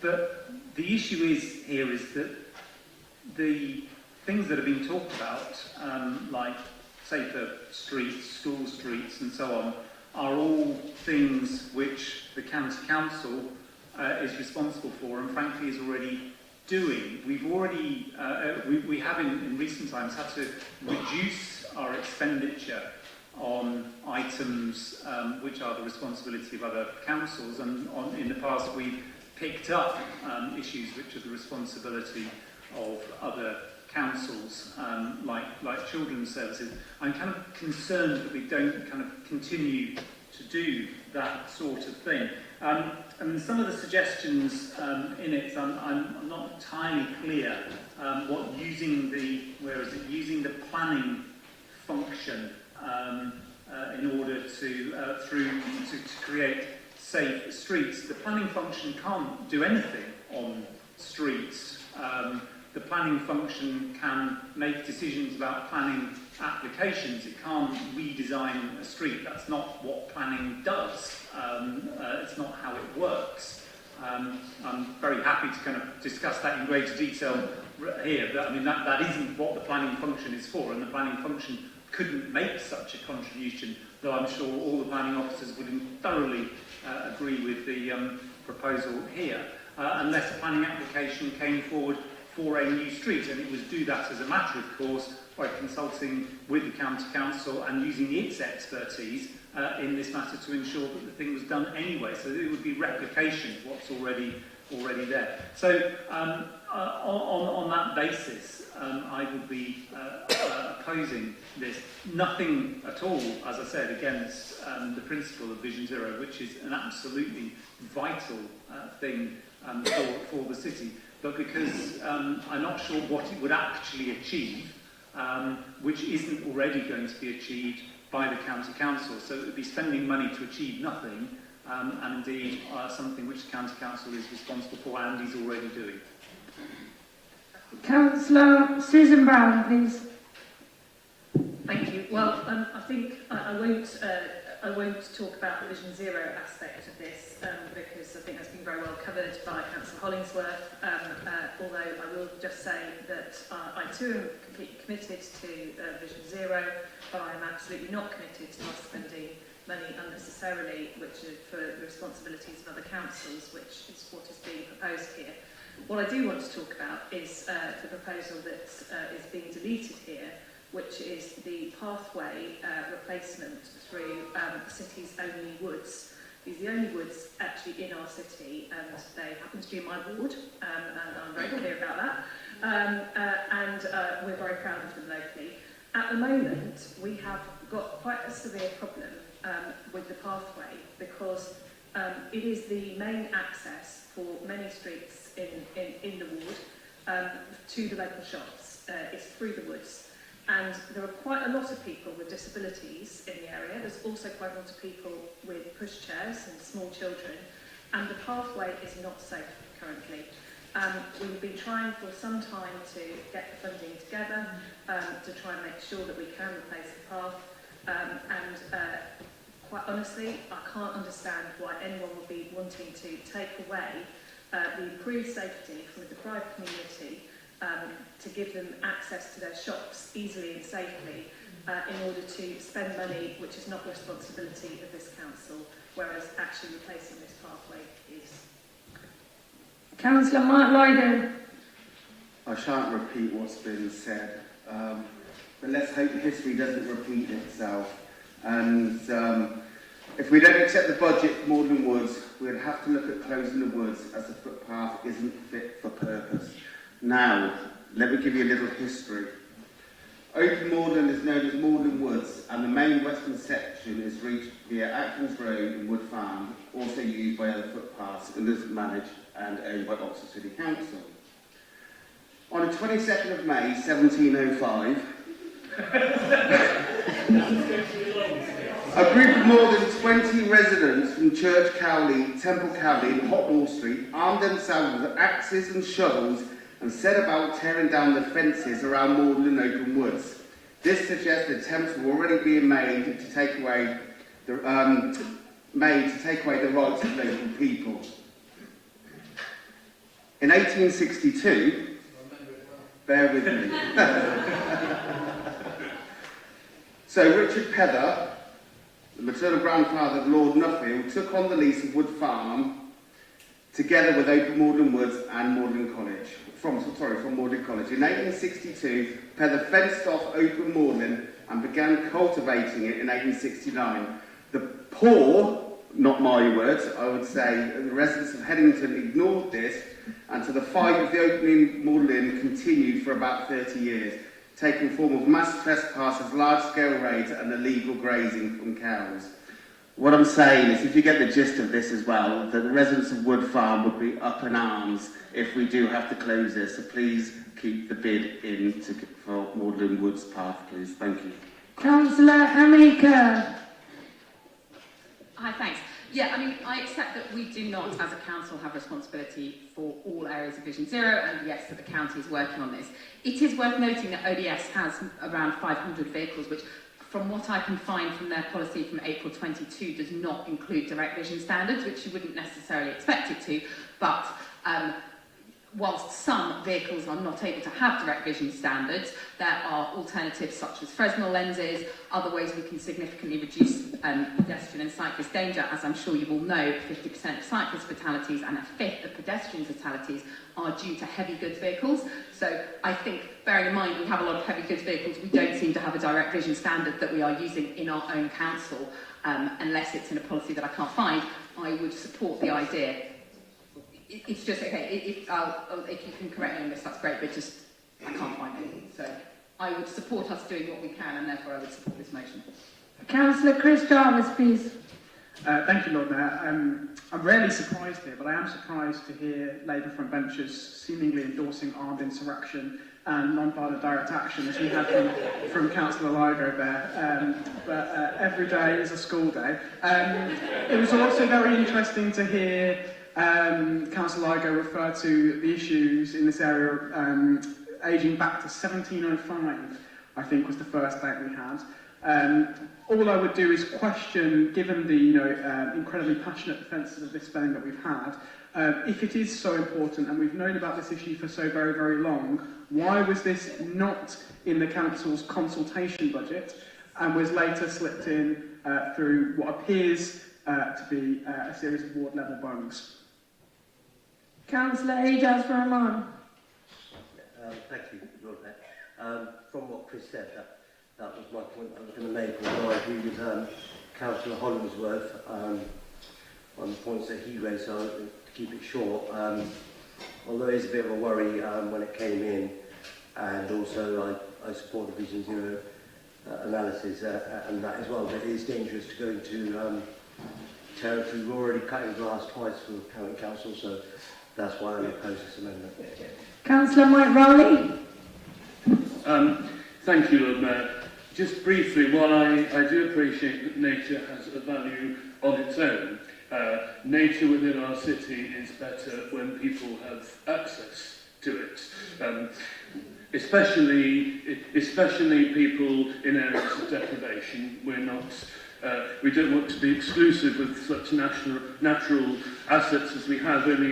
Only the keeper sees where the ring dove broods and the badgers roll at ease. There was once a road through the woods. We don't obviously.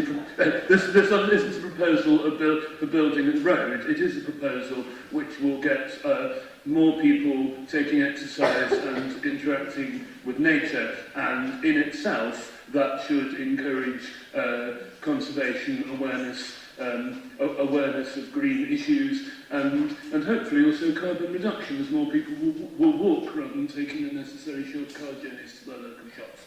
So I commend what Susan and Mark have said. Councillor Saad Malik. Thank you. I think this is a motion in the wrong council actually. There was a budget yesterday at the county council.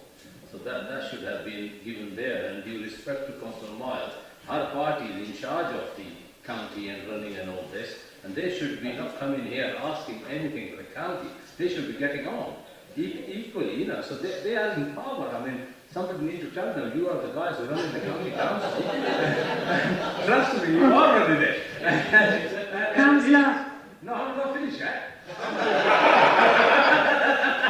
I'm just reminding them, they probably don't believe they're running the county council.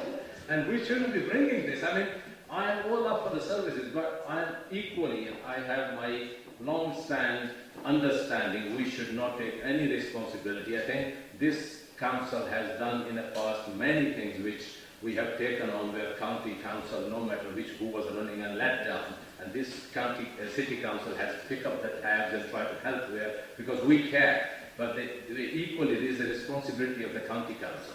So let's not muddle the system. So we are a two-tier system. Let the county do their work, and if they don't do it, we'll criticize and we'll get rid of them in 2025. Councillor Anna Ralton. Hi, yes, I was just going to respond to Councillor Kerr's point about the sort of like ODS fleet. So I mean, I looked into this when I brought forward the clocks, construction logistic, community safety stuff, planning. I also looked at what the state of ODS's fleet was in this area as well, and I think it's not in the FORS programme, it's in something else. I can't remember what it's called. But basically, the upgrading of all of the vision things, the vision standards with certainly the large HGVs that we have, is being done through the electrification programme as well. So I think there's also just vast amounts of fleet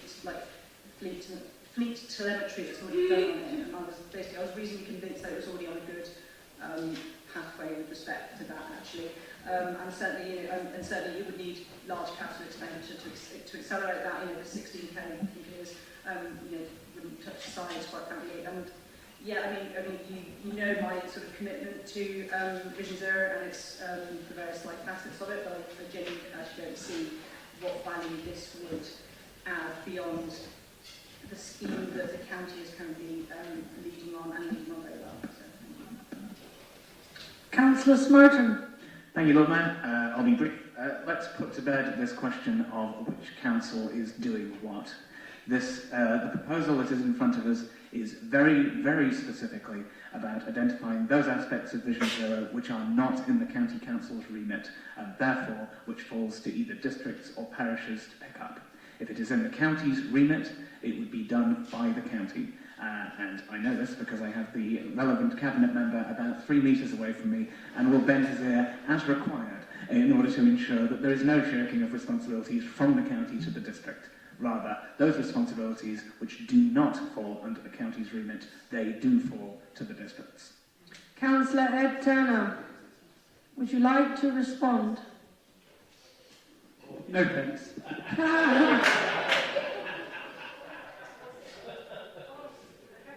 Councillor Miles, would you like to summarise? Oh, Liz would like the right to reply. Yes, please. Sorry, Ross.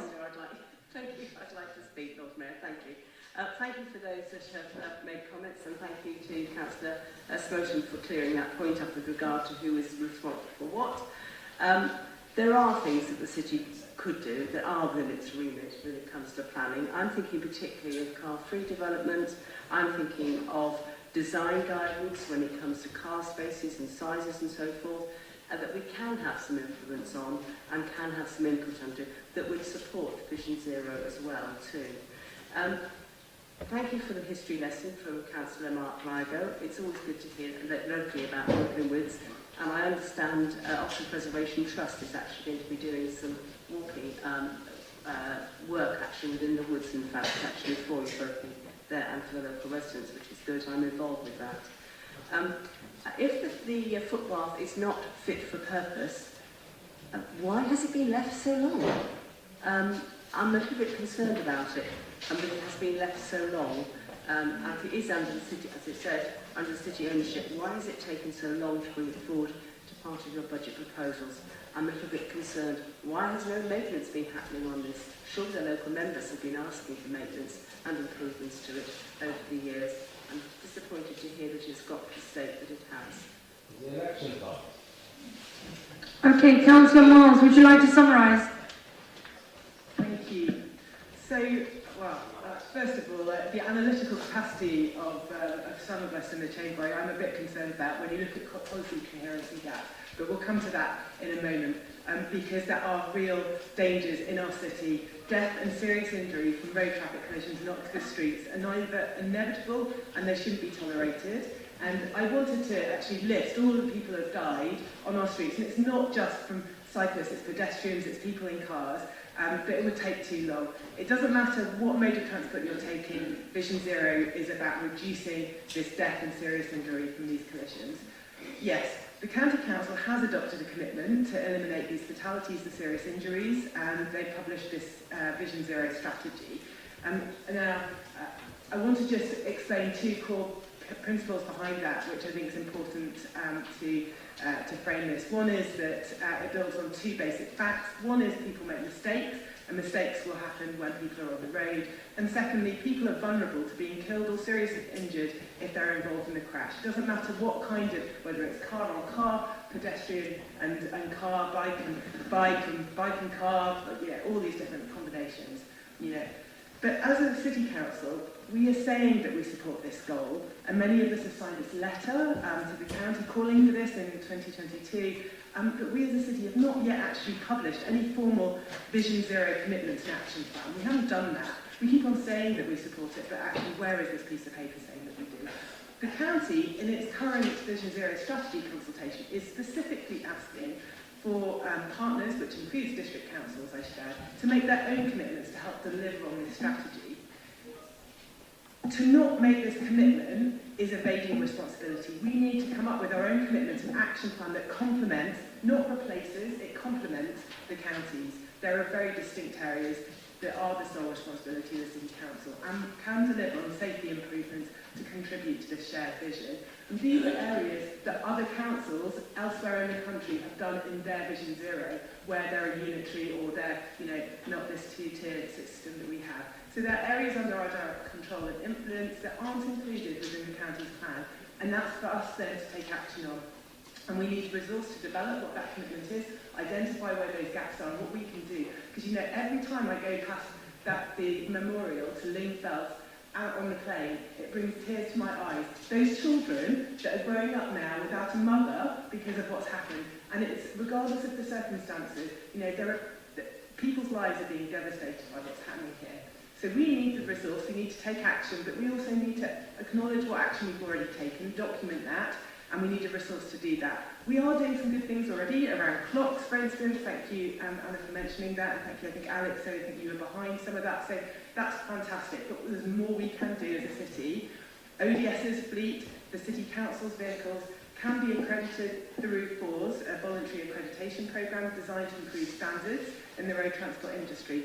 We can adopt these direct vision standards that Councillor Keir very thankfully mentioned as well, and Fresnel lenses to eliminate blind spots to prevent this sort of thing happening.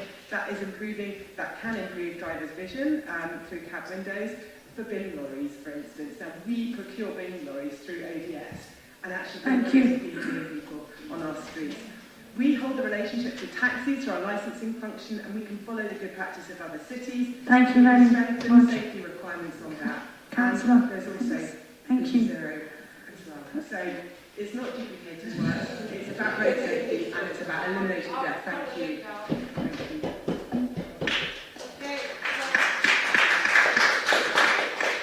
We've got a special announcement from Councillor Andrew Gann. Hardly an announcement, Lord Mayor, but thank you. Just to say that there has been a bit of mention of my role in another council, and as a result, just to avoid any potential blurring responsibilities, I won't take part in the vote on this amendment. Okay, thank you very much. I will put the decision to the vote. So if anyone who wishes to leave or... Please can I request that members keep their hands raised until I indicate, otherwise the committee services can ensure the vote is counted. Those in favour?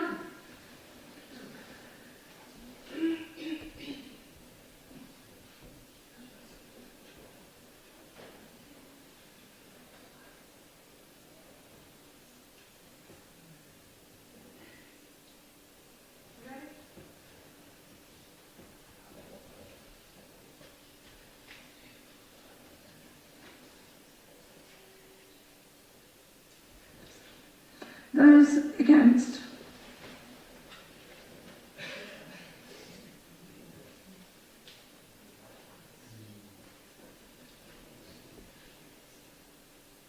Okay, that's good exercise.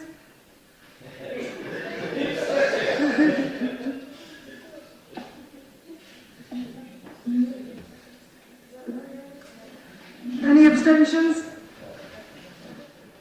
One. One? Okay.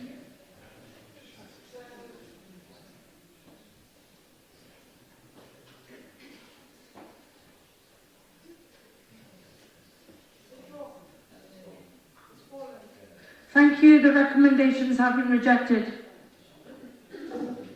Okay, Councillor Mundy. Thank you, Lord Mayor. The next individual amendment is from Councillor Ed Mundy. Thank you, So, Councillor Mundy to introduce the amendment. Sorry. Thank you, Lord Mayor. As was circulated earlier in the evening, obviously we were looking for additional funding to be going to our advice centres, and that amount of funding has reduced with the sort of permutations of the budget that's been agreed. But I'm afraid we're going to revisit the flower bed. So I don't know if you want me to speak on this now or after.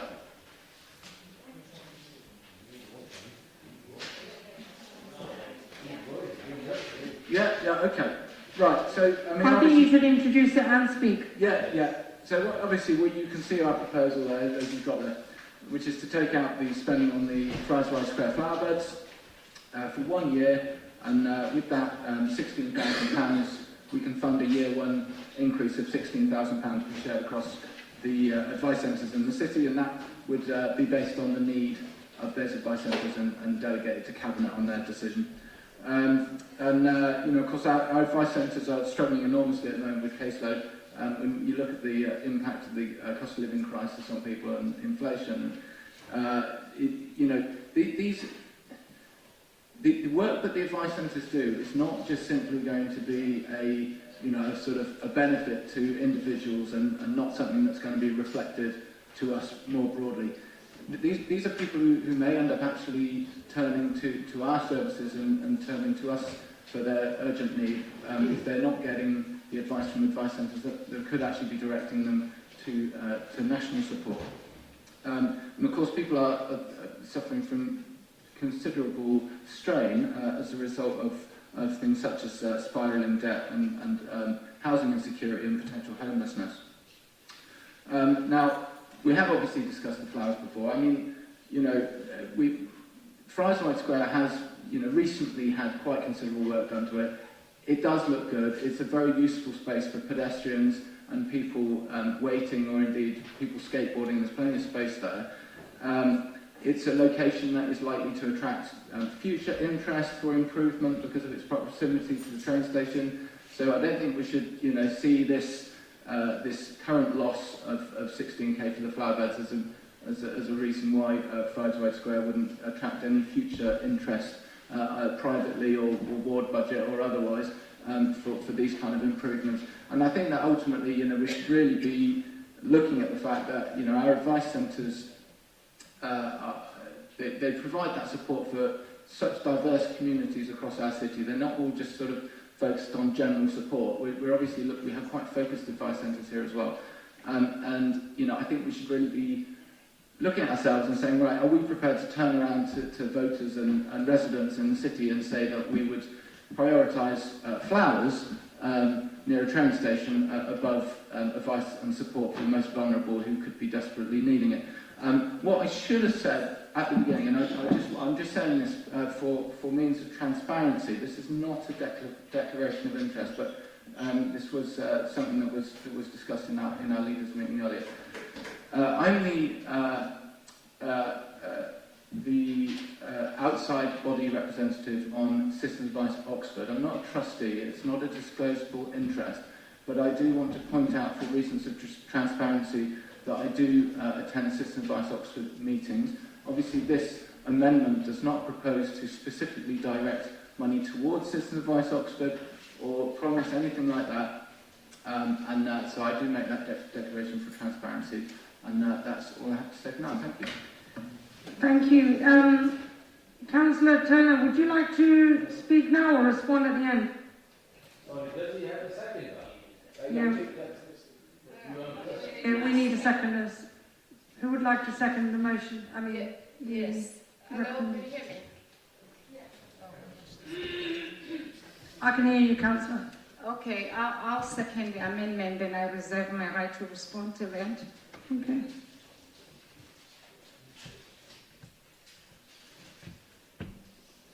Yeah, Councillor Ed Turner, did you want to speak? Yeah, I was keen to do it now. Yes, please. Yes, this will go. I understand where this is coming from, and to be clear and again for transparency, I've, you know, council rep on the board of Roseland Advice Advice Centre, been involved in for many a long year. They're, you know, terrific organisation. The advice sector is so important. It's one of the reasons, you know, candidly, why I think we're really reluctant to make any sort of reductions in the community space, which of course come in year 2 of this budget, rather than year 1. One of the reasons as well why, you know, I was pleased to see the Labour amendment to the county budget pass is, as I understand it, and others will be able to correct me if I'm wrong, there's quite a significant slug of new investment in advice. So what happened actually in the advice sector in Oxford was that County Council pulled back completely from supporting advice sectors. It withdrew all of its funding, and my understanding is that with the agreement on the county budget yesterday, there'll be new money coming the way of advice centres, and indeed substantially more than £16,000. So, you know, I think this is, you know, clearly this is an area we're going to talk about again in future years. Clearly, advice is something close to all of our hearts.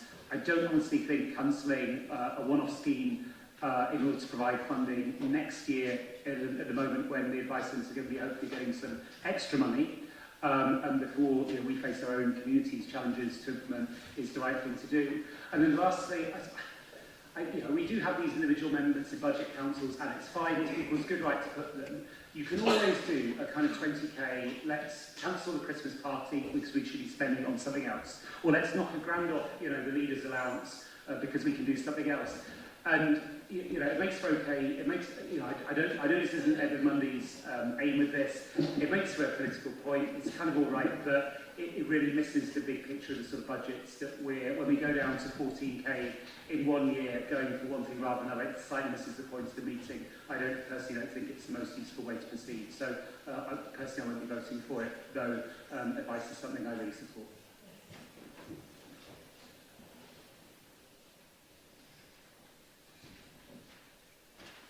Councillor Saj Malik, please. Thank you, Lord Mayor. I think I agree with Councillor Mundy when he talked about the advice centres, etc., the importance. But comparison about giving, well, what we're going to tell the public is we're going to keep the flowers while you're struggling, and rather than we advice, is the wrong one. Then where are we going to stop? I mean, let's not have council receptions, let's not spend money there, and we were debating on the toilet. Let's check all the toilets and people can go elsewhere to the woods or go there because, we're keeping this up. This is a wrong comparison. It's like a political, emotional blackmail trying to tell the people, oh, by the way, we're going to keep the flowers and we're not going to know.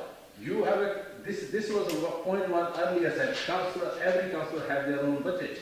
Well, 2,000 would then contribute. I don't know if it's any, still is not helpful because it's for infrastructure. But equally, I mean, flowers, I would like to see more flowers rather than cut the flowers because Pride White Square is the kind of entrance to the city. You should take pride to represent the city you do.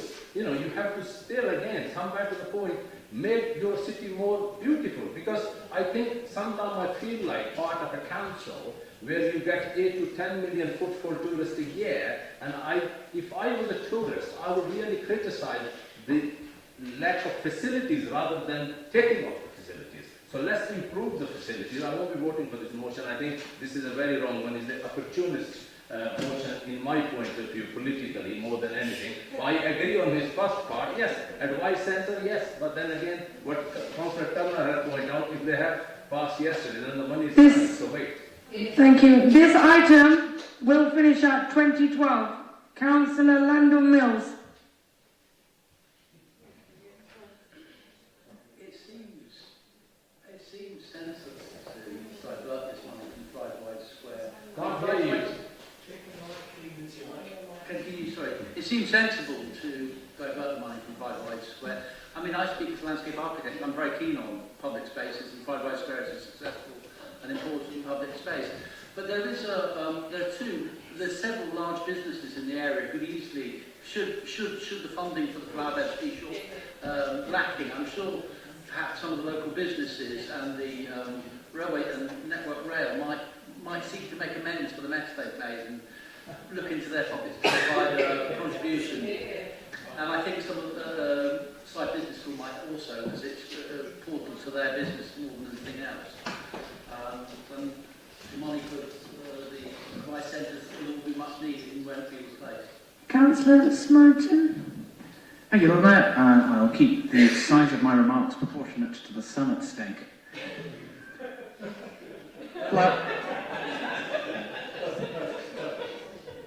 When you're ready. Flower beds are nice to have. Advice services can be life-changing. It's a better use of the money. Yes, it's a small amount. It's not a big deal. It's a small deal. It is a good deal. I shall vote for it. Councillor Jaffrey Mabini, please. This conversation and this back and forth is really symbolic of the inequality in our city. We're discussing about having flowers, which are lovely to have, and then we're talking about poverty, really, and the harsh end of reality for lots of people in our city. I sit on the Agnes Smith Advice Centre, and actually it's not the case that every single year a lot of the staff there are spending a lot of time trying to fundraise even these small amounts, and I would rather they have the time to help more of our residents who are in desperate need. And I do think it is not political point scoring when you're talking about treating inequalities and poverty in the city. Thank you. Councillor Susanna Pressel. Thank you. Yes, yes. At the County Council budget meeting yesterday, we had some interesting discussions. Sort of mind games went on for hours and hours. It was 9 hours altogether, I think.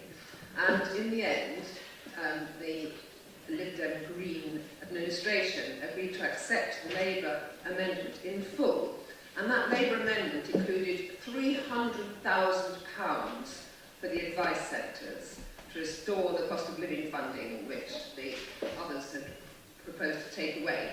So £300,000 is going in from April onwards, and I'm very proud of that indeed.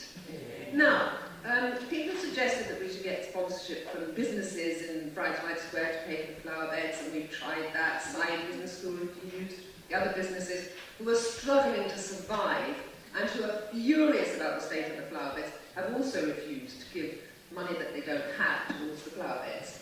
So we've tried that, and it hasn't worked. And just finally, I want you to think about that famous poem or saying or song, perhaps Mike or somebody can help me out. Well, how does it go? The thing about bread and roses. People need bread, of course they do, but they need roses as well, either literally or metaphorically. Because I bet if you ask some of the people who use advice centres and who are in desperate circumstances, I know, I'm not minimising that, I bet they would say to you that they would love to see much more beautiful flower beds in Bright Light Square. Councillor Nala Hartley, please. Would you like to speak? Yes, prior to Susanna's comment, this has kind of changed my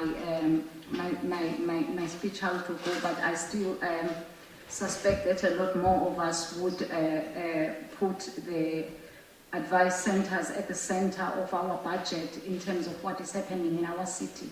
The inequality in our city is rampant. We have a growing underclass here, which is feeling very disillusioned with what is happening around them.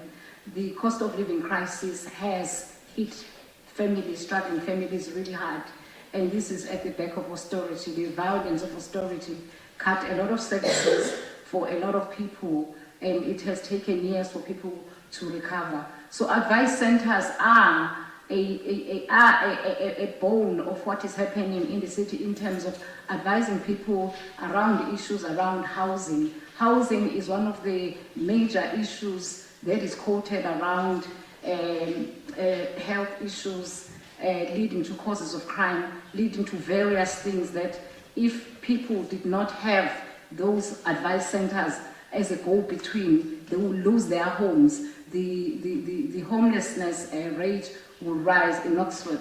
So we are urging that this amendment is supported and that the 16k a year is put into consideration. But also we do support the proposal that was put forward by the Greens.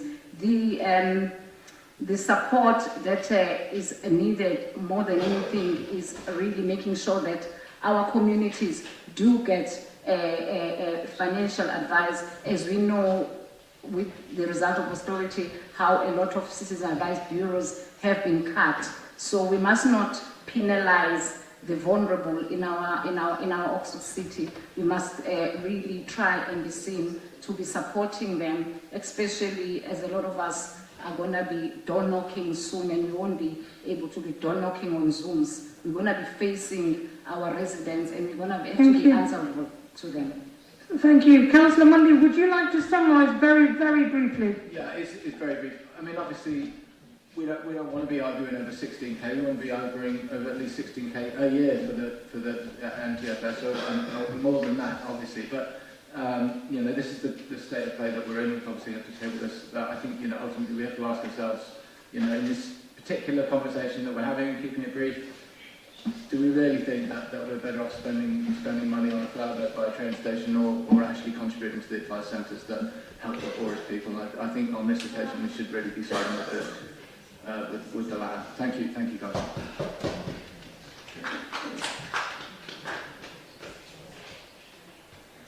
Please hold a moment.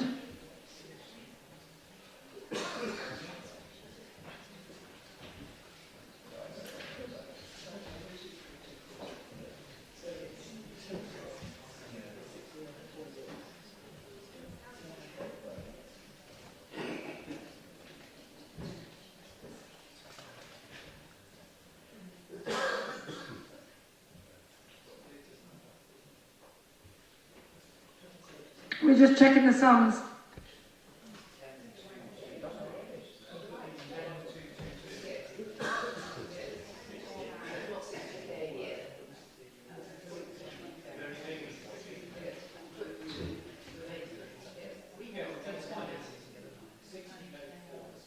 What will happen to the flower beds after the year then?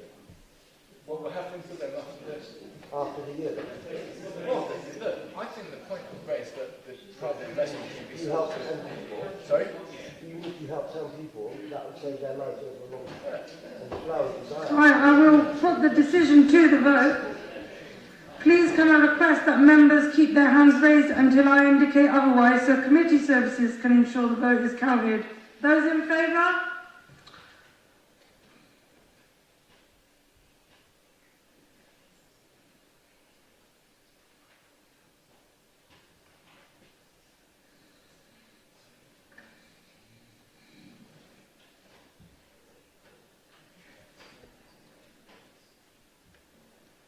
Those against?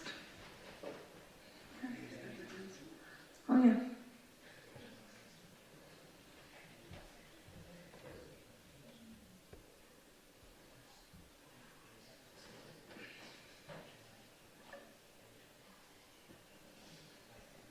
Any abstentions? 0.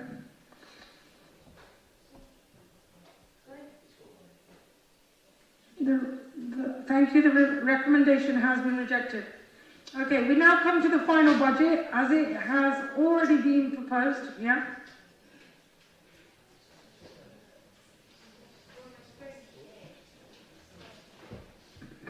Lord Mayor, if I may, I just thought it might be useful to clarify what is now being debated as substantive motion. So members have now been asked to consider the final recommendation, which is the report as published at item 9, page 107 to 272, but as amended by the further recommendations of Cabinet set out at page 7 to 9 of the briefing pack. So that is the recommendation that you'll now be debating as the final recommendation.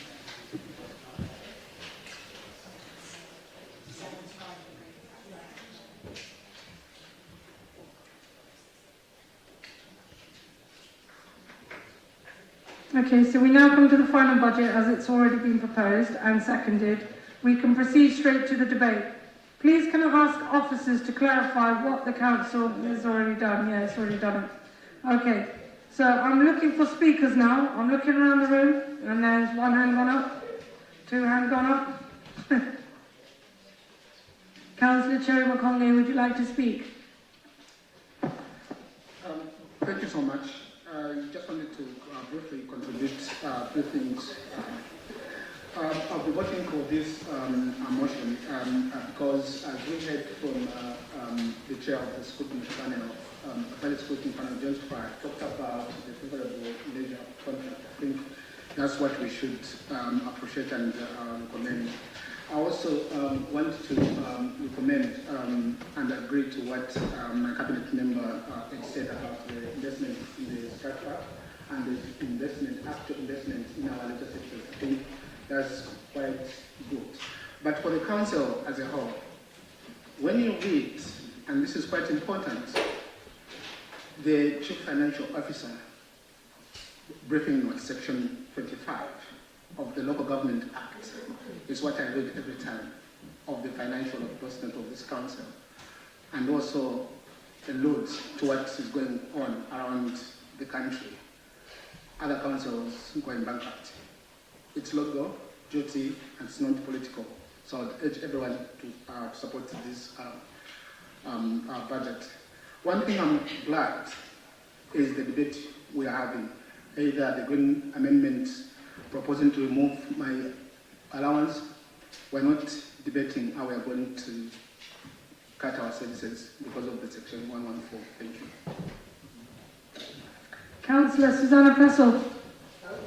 Yes, well, it won't surprise you to know I'm supporting the Labour budget, and I hope everybody will agree to come together and support it. And I'd like to echo other people's thanks to our officers, and particularly to Ed Turner, who worked so hard on this. There are many good things in the budget. I'll just remind you of a couple of them. The Splash Park, I'm so pleased about. It's such a draw for children. and 2 new community centres when so many other councils are closing theirs, and of course the new housing that we're building and the work on energy efficiency. It's all fantastic, isn't it? We can be very proud of Oxford City Council.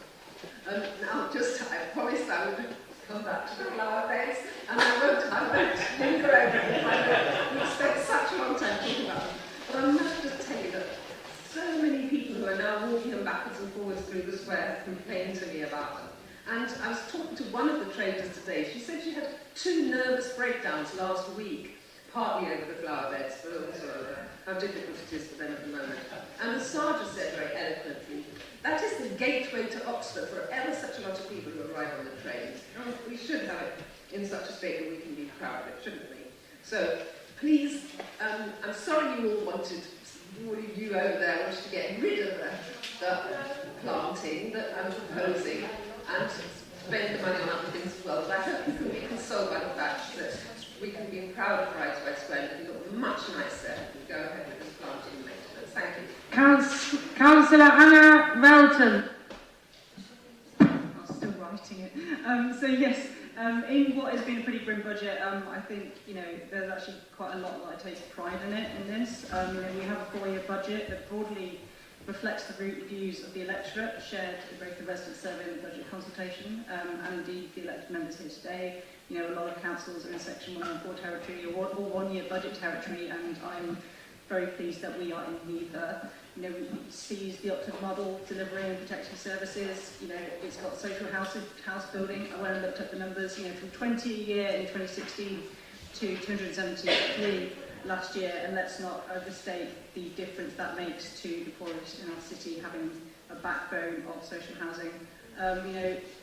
We have a grown-up relationship with our unions, as all Labour-run administrations should, and I'm very proud of that. The energy efficiency stuff on council homes, which should both make our council tenants warmer and have homes that are cheaper to heat. I'm very pleased with that, and I'm pleased with the investment we have in that area. I'm also just very proud that we maintain our excellent award-winning sustainability team who continue to rise to the challenge and deliver on action for the residents of Oxford. This is a non-statutory bit of the council, but people in the city do really want to see progress here, so I'm pleased with what we've already delivered and what we will deliver in the future in this space. Thank you. Councillor Catherine Miles. Thank you. So I'm really pleased to see that the Labour group has concurred with the others on this side around the disposal of assets that are not on public display. So in that respect, I think that is a really positive development to see that we're looking at exploring selling the Royal Trophy, which is better placed in the museum rather than gathering dust. And I'd really like to thank Councillor Mudderman for the words that she mentioned around heirlooms, just in other areas of our life where we may choose to sell unwanted presents of things that we don't require to free up funds for other purposes. So it's good to see that the council is doing the same sort of good housekeeping. I would like to pick up on the number plate issue. I would hope that this review also looks at things that may be on public display and whether it's good value for us as a city to own a personalised number plate, which is basically just an overt symbol of status. I think that has no benefit for residents, and if sold, as with the Moral Trophy, the proceeds to be used for various things, not only reducing prudential borrowing, but also investing in different asset classes that could potentially generate an income for the council. Just in terms of number plates, Essex Council sold theirs for £375,000 in 2008, so there is precedent there. Why I'm not supporting this today? Well, I think I'm minded to abstain. It's not the budget I would have passed, but I recognise there's a lot of good work there, so don't want to stand in your way. But things such as spending such a large amount on flower beds when you can pop down to the garden centre and get a big bag of bulbs and then plant them yourselves, that's it seems to be quite an expensive way to be going on, where the money could be better spent on advice centres. As for Vision Zero, I do really hope that at some point reality hits and you realise that there are areas of responsibility in the city that we could be taking action on to achieve that goal. Nobody wants to be killed on the streets of our city. And I think there are greater efficiency gains that could be made through ODS and other aspects. Thank you. We need to look at it. So thank you to everyone for your work. Councillor Ejaz Rahman. Thank you, Lord Mayor. I'll thank officers again, Ed and his team, Nigel and James as well. What I want to say is I know it's difficult, and I think the budget overall was hard work, so we've got a budget, so that's good. It's interesting that after all the budget, even the individual amendments, excuse me, they're the most telling sign really.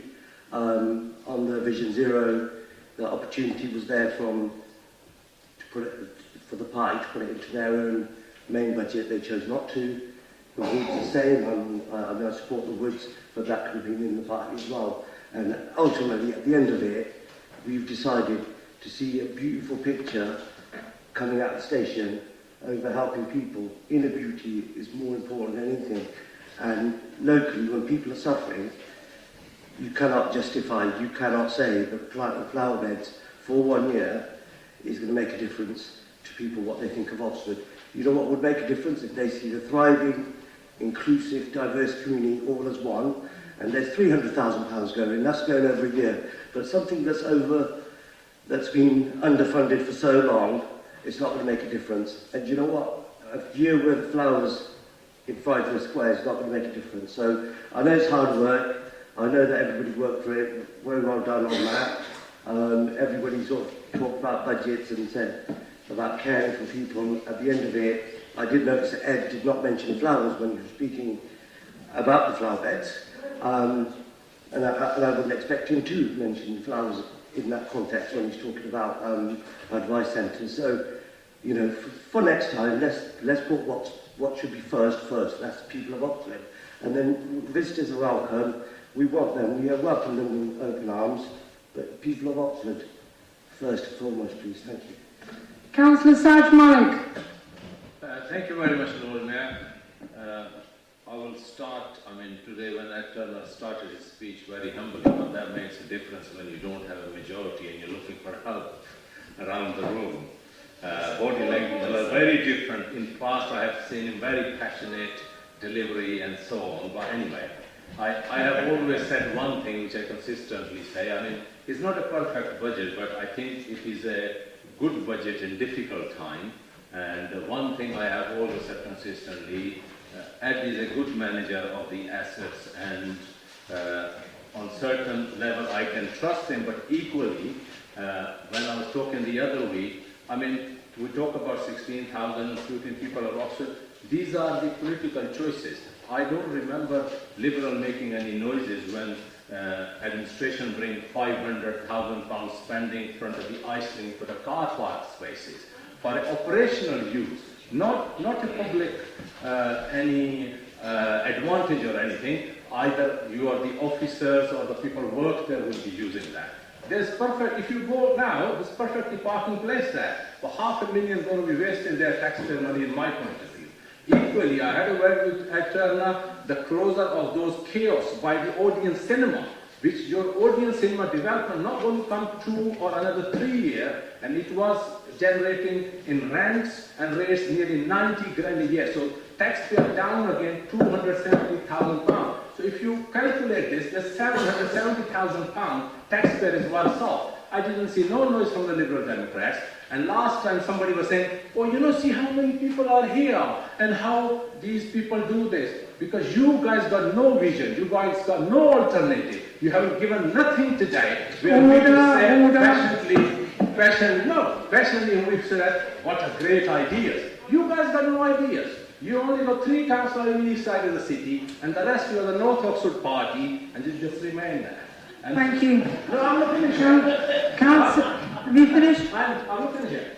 Ed talk about housing. Nobody denies the pressure on housing and how many people are waiting. But in my point of view, I said it before, we do not go far enough in our local plan to explore our other places. In my point of view, what mess we made in a Marston village, which our force is going through, we should have a access from the A40 bypass, and Marston village people were left in a place, and we're going to develop further there.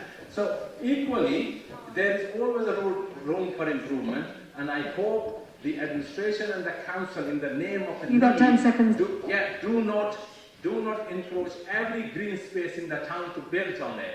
So please, green spaces what Oxford makes wonderful. Thank you. Councillor Nigel Chapman.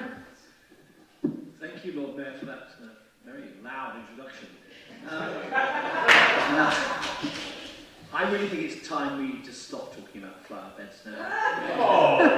It's about time we start talking about the big picture, about what this budget's about, and really talk responsibly about it. I mean, I do think it is an amazing achievement by Councillor Turner, who is a fantastic quasi-Chancellor of the Exchequer of this council, the scrutiny group and the council's finance team led by the fatigable Nigel Kennedy for the quality of their work. It is absolutely fantastic.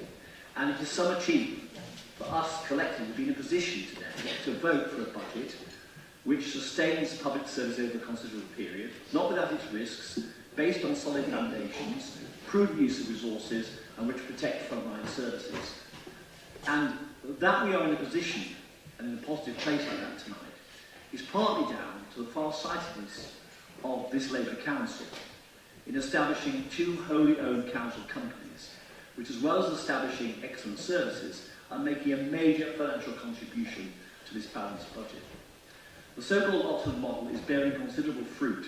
It's easy to forget this as we swing around in the conversation around hunting trophies and reducing spending on flower beds. OX Place is planned to contribute over £10 million in dividends over the next 4 years, in addition to the payments it will make in terms of interest on the money it needs to borrow.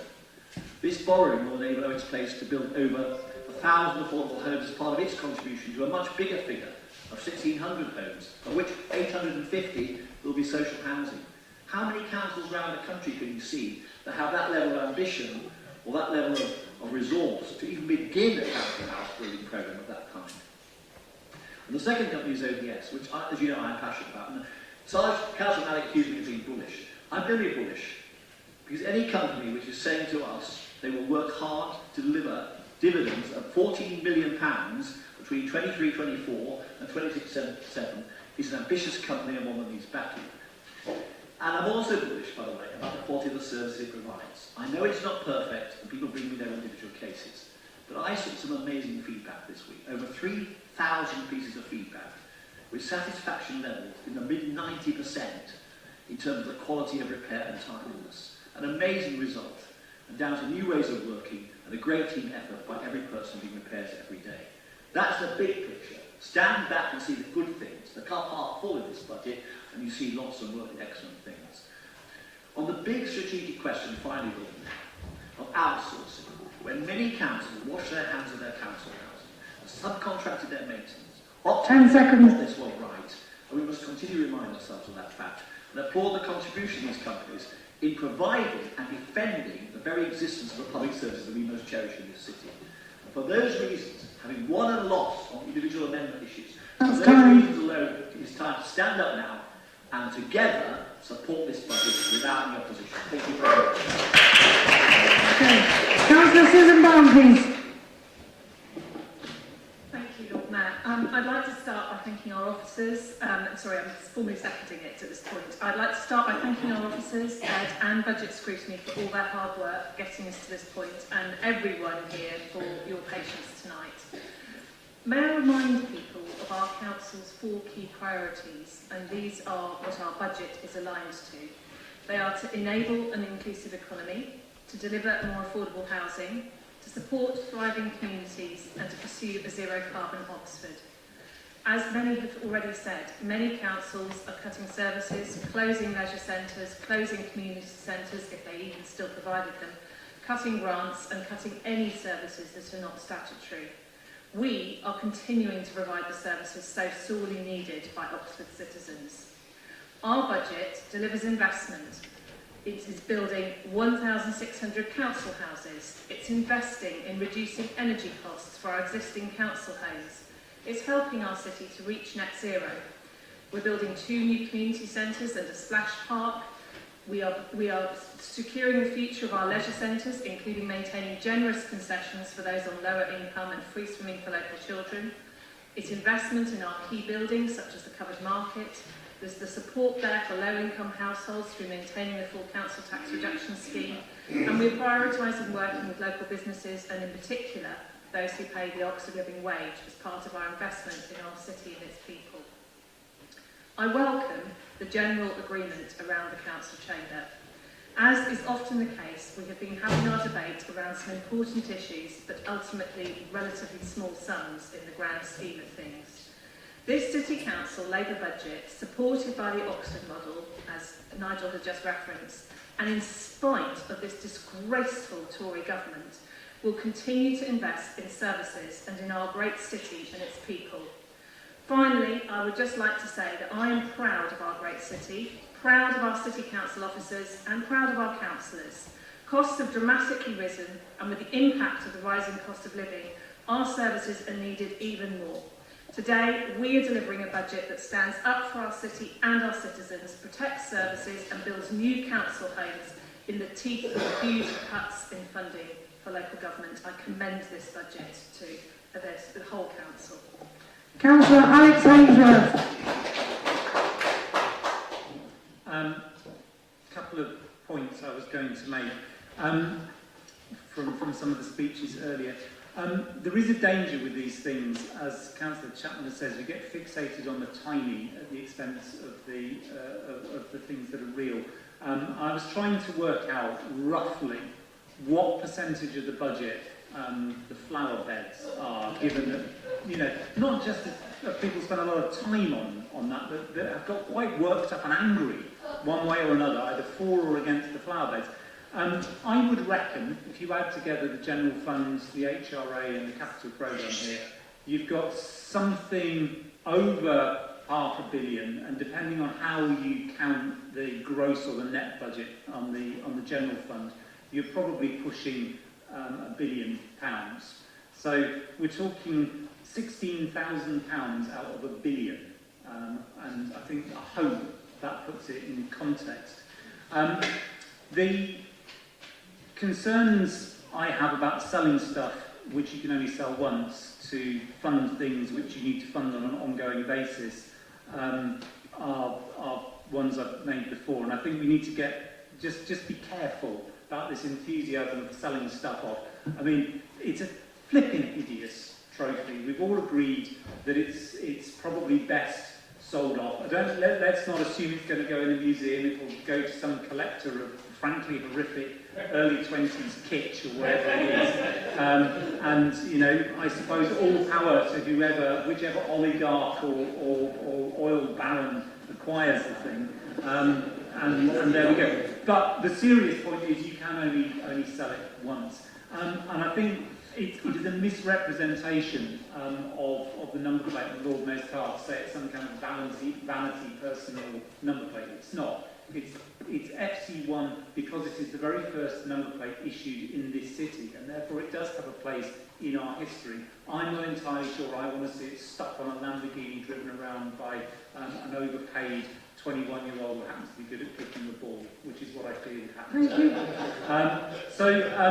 The other points about companies have been made, and I think they're really important. But my final comment is, have I got only 5 seconds left, in which case I'll shut up. I know, I've got more time. Sorry. I was going to say on the kiosks which were mentioned, hidden within, well, it's not hidden, it's just in the capital programme, and no one's read that far.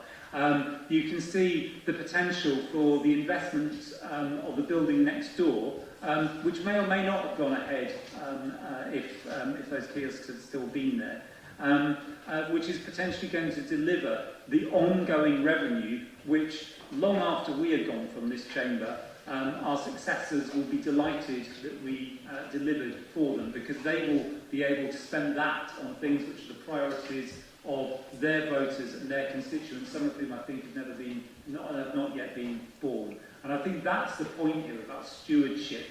It's the important thing about the companies is it's easy to sell stuff, it's sometimes difficult to invest, and invest to deliver things, and that is what this budget continues to do, and I'm pleased it does. Thank you. Just a reminder, we've only got 9 minutes left, so for the next speaker, Councillor Shaista Aziz. Thank you, Lord Mayor. So, of course, it's only right and proper that we acknowledge that this council does good work, some good work, and you know, that should be celebrated. But just to be very clear, this issue around the flowers is not actually about the flowers. This is about a tone-deaf decision that's been made at a time when people are struggling in this city with the cost of living crisis, as many of the councillors have already talked about. And furthermore, and I just want to quote back something Councillor Susanna Pressel said, which was, we were talking about the gateway to Oxford outside the train station. I want to make it very clear that for many, many, many working class residents of this city, they don't come into the city centre. They feel very disconnected from this city centre. They cannot afford to travel in to the city centre. I've had the great honour of representing a ward for the last 7 years where there are plenty of children and people who don't come into the city centre. They sometimes come in once a year during Christmas time to see the lights. So I think it's really important for us to really remember this, because often some of the realities that members have in their own experience of living here is very different from residents.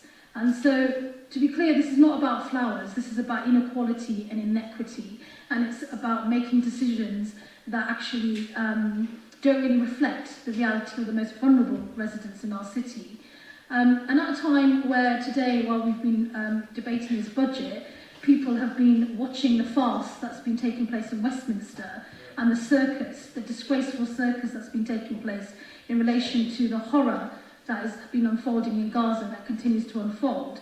There are plenty of people who are really disengaged from politics and being disconnected day by day. So I'm not specifically picking on any individual here, but I do want to make it clear that it's really important that we do recognise the good work the council does and officers do, but we've got to go much further, sadly with far less money than ever before.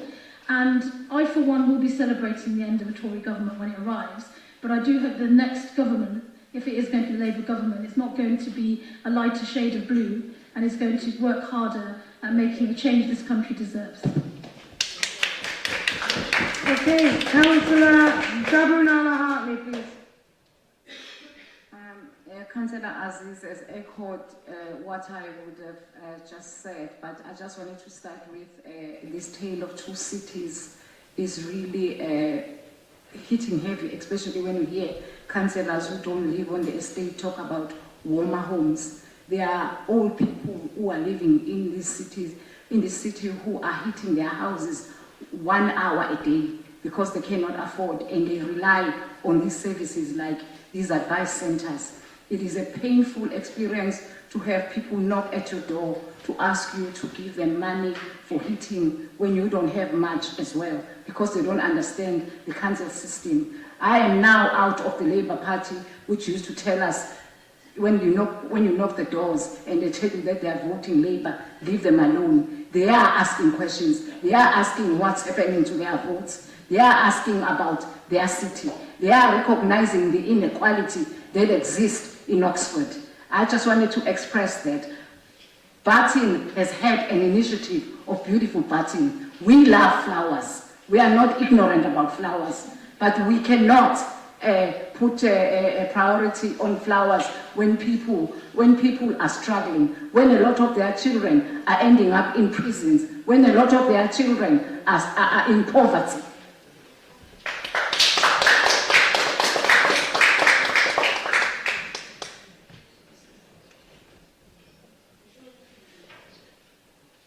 Okay, our last speaker, unfortunately because of time, Councillor Smerton, is Councillor Louise Upton. I thought you were introducing me by misfortune. That's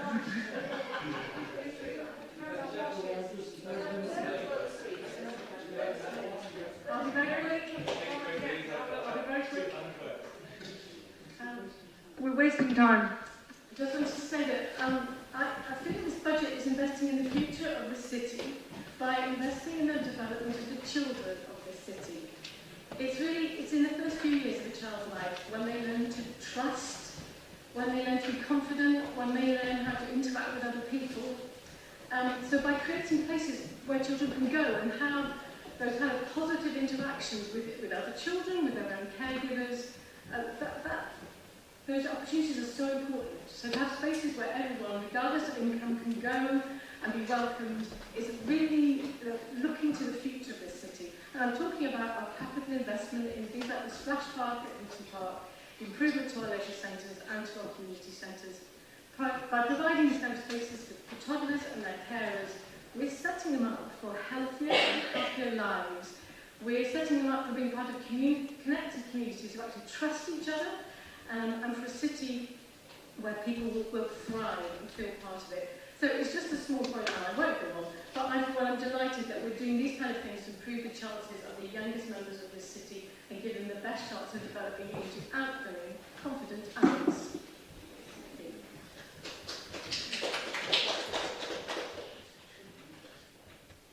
Okay, Councillor Turner, would you like to summarise?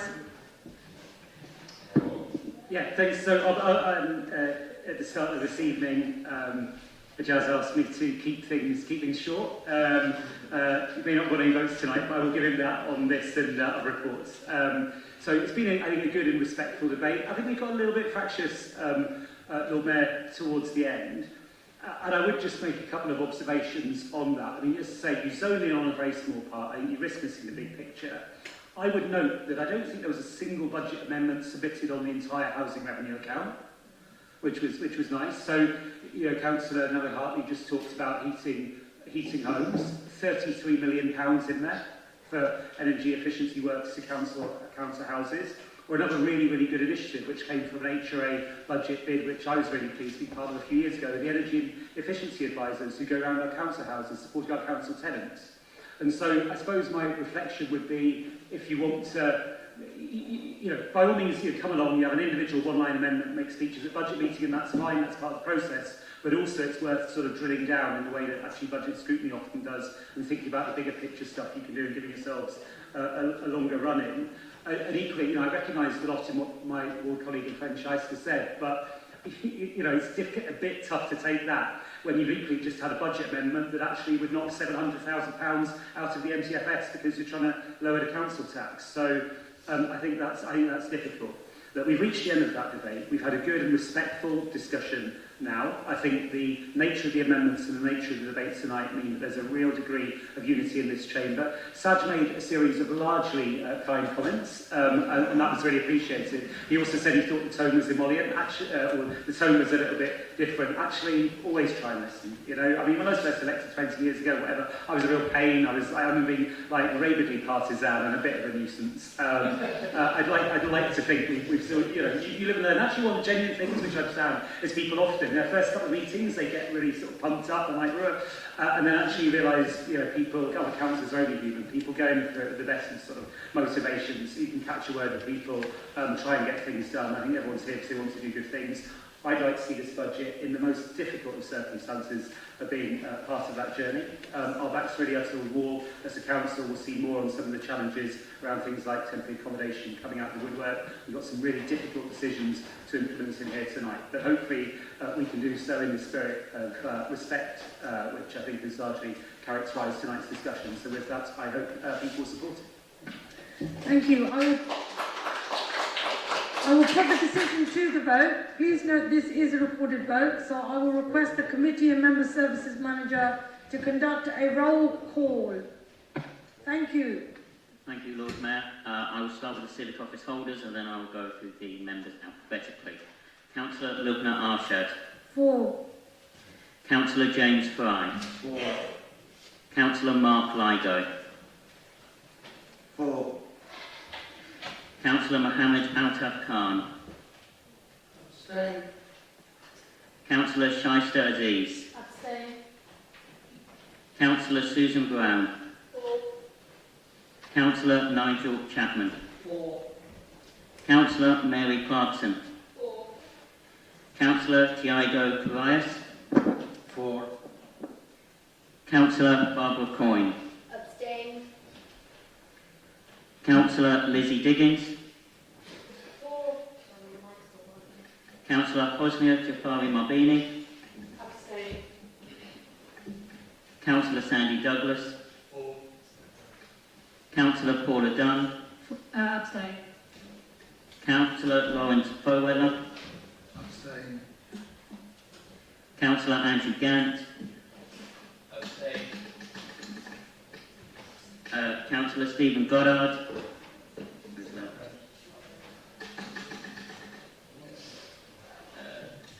Councillor Alex Hollingsworth. Councillor Ray Humberstone. For. Councillor Jemima Hunt. Councillor Chris Jarvis. Abstain. Councillor Tom Landell Mills. Abstain. Councillor Sarge Malik. Abstain. Councillor Catherine Miles. Abstain. Councillor Lois Muddyman. Abstain. Councillor Ed Mundy. Abstain. Councillor Chewy McCongay. For. Councillor Jabu Nala Hartley. Abstain. Councillor Lucy Pegg. Abstain. Councillor Suzanne Cressel. For. Councillor Anna Relton. Councillor Rosie Rule. Abstain. Councillor Ajaz Raymond. Abstain.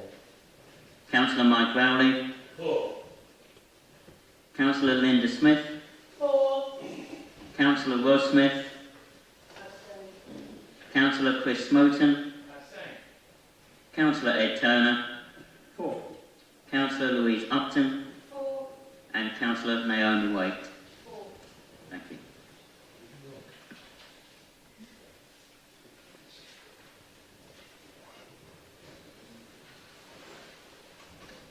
Thank you. Thank you. The budget has been approved. Thank you very much, everyone. I'll see you on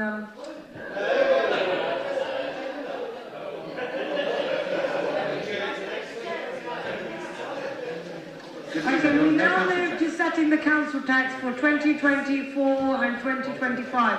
Can I request Councillor Turner to introduce the report and recommendations? Lord Mayor, I'd like to propose we set the council tax which flows from the budget that we have just agreed, with no votes against, which was jolly good, and indeed the budget which the County Council set yesterday and the Police and Crime Commissioners put forward as well. Can we have a seconder then? Councillor Susan Brown? I would like to make a really lengthy speech. No, I wouldn't. I'd like to formally second it. Thank you. And are there any other speakers for this item? Council tax. Okay, I will. Yeah, I'm going to put the decision to the vote because I'm sure Councillor Turner doesn't want to summarise. Please note this is a recorded vote, so all those, I will request the Committee and Member Services Manager to conduct a roll call. Thank you, Lord Mayor. As again, I will go through the civic office holders and then the rest of the members alphabetically. Councillor Lubna Arshad. For. Councillor James Fry. For. Councillor Mark Lido. For. Councillor Mohammed Altaf Khan. For. Councillor Shaista Aziz. Abstain. Councillor Susan Brown. For. Councillor Nigel Chapman. For. Councillor Mary Clarkson. For. Councillor Tiago Perez. For. Councillor Barbara Coyne. Abstain. Councillor Lizzie Diggins. Councillor Hosnia Jafari Mabini. Abstain. Councillor Sandy Douglas. For. Councillor Paula Dunn. Abstain. Councillor Lawrence Boweather. For. Councillor Alex Hollingsworth. For. Councillor Ray Humberstone. Oh, sorry. Apologies. Councillor Gant. Accepted. Thank you. So Councillor Ray Humberstone. For. Just one vote, I'm afraid. Councillor Jemima Hunt. Councillor Chris Jarvis. For. Councillor Tom Landell Mills. For. Councillor Sarge Malik. Abstain. Councillor Catherine Miles. Councillor Lois Muddyman.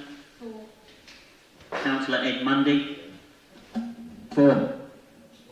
Could you repeat that, please? Sorry. 4. Thank you. Councillor Choe Makonge. 4. Councillor Lucy Pegg. 4. Councillor Susanna Pressel. 4. Councillor Anna Welton. 4. Councillor Rosie Rule. 4. Councillor A. Raymond. Abstain. Councillor Mike Rowley. 4. Councillor Linda Smith. 4. Councillor Rod Smith. 4.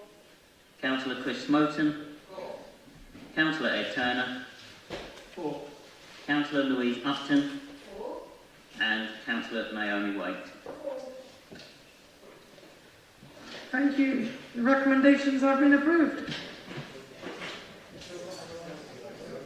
Okay, we now move to the Treasury Management Strategy for 2024-2025. Can I request Councillor Turner to introduce the report and recommendations? Thanks, Lord Mayor. There was a bit of discussion about this at scrutiny, and Cabinet also discussed it. And I think you'll note the changes that are proposed for next year. It's an important document which one has had a good going over in our governance structures. Therefore, I just propose to move it. And we're obviously happy to take any questions, comments, or even amendments. Can we have a seconder? I formally second it. Are there any other speakers for this item? Councillor Turner, would you like to summarise? No.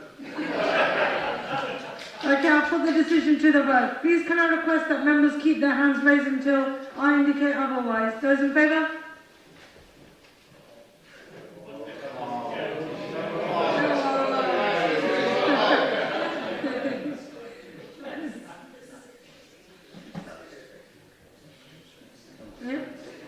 Those against?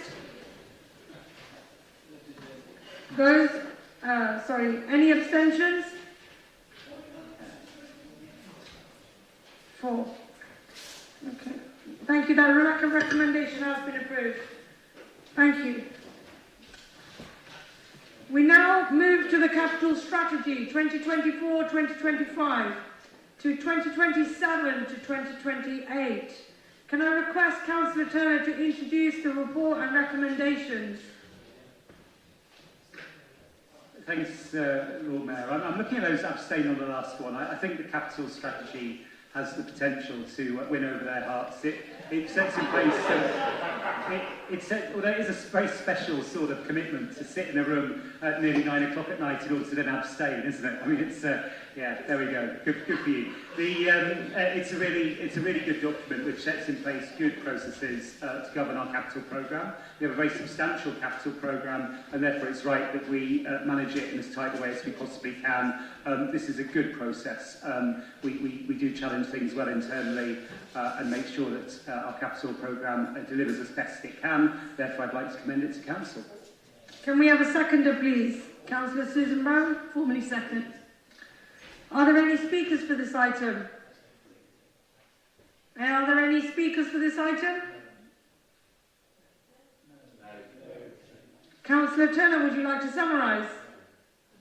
No. I will put the decision to the vote. Please can I request that members keep their hands raised until I indicate otherwise. Those in favour?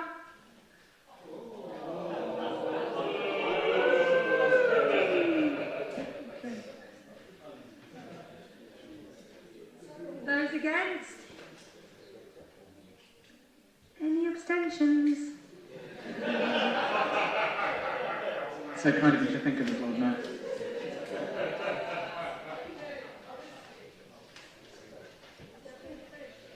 Yeah, thank you. The recommendations have been approved. Thank you for attending this evening. Our next meeting is on Monday, the 18th of March at 5 p.m. Please do your best to arrive.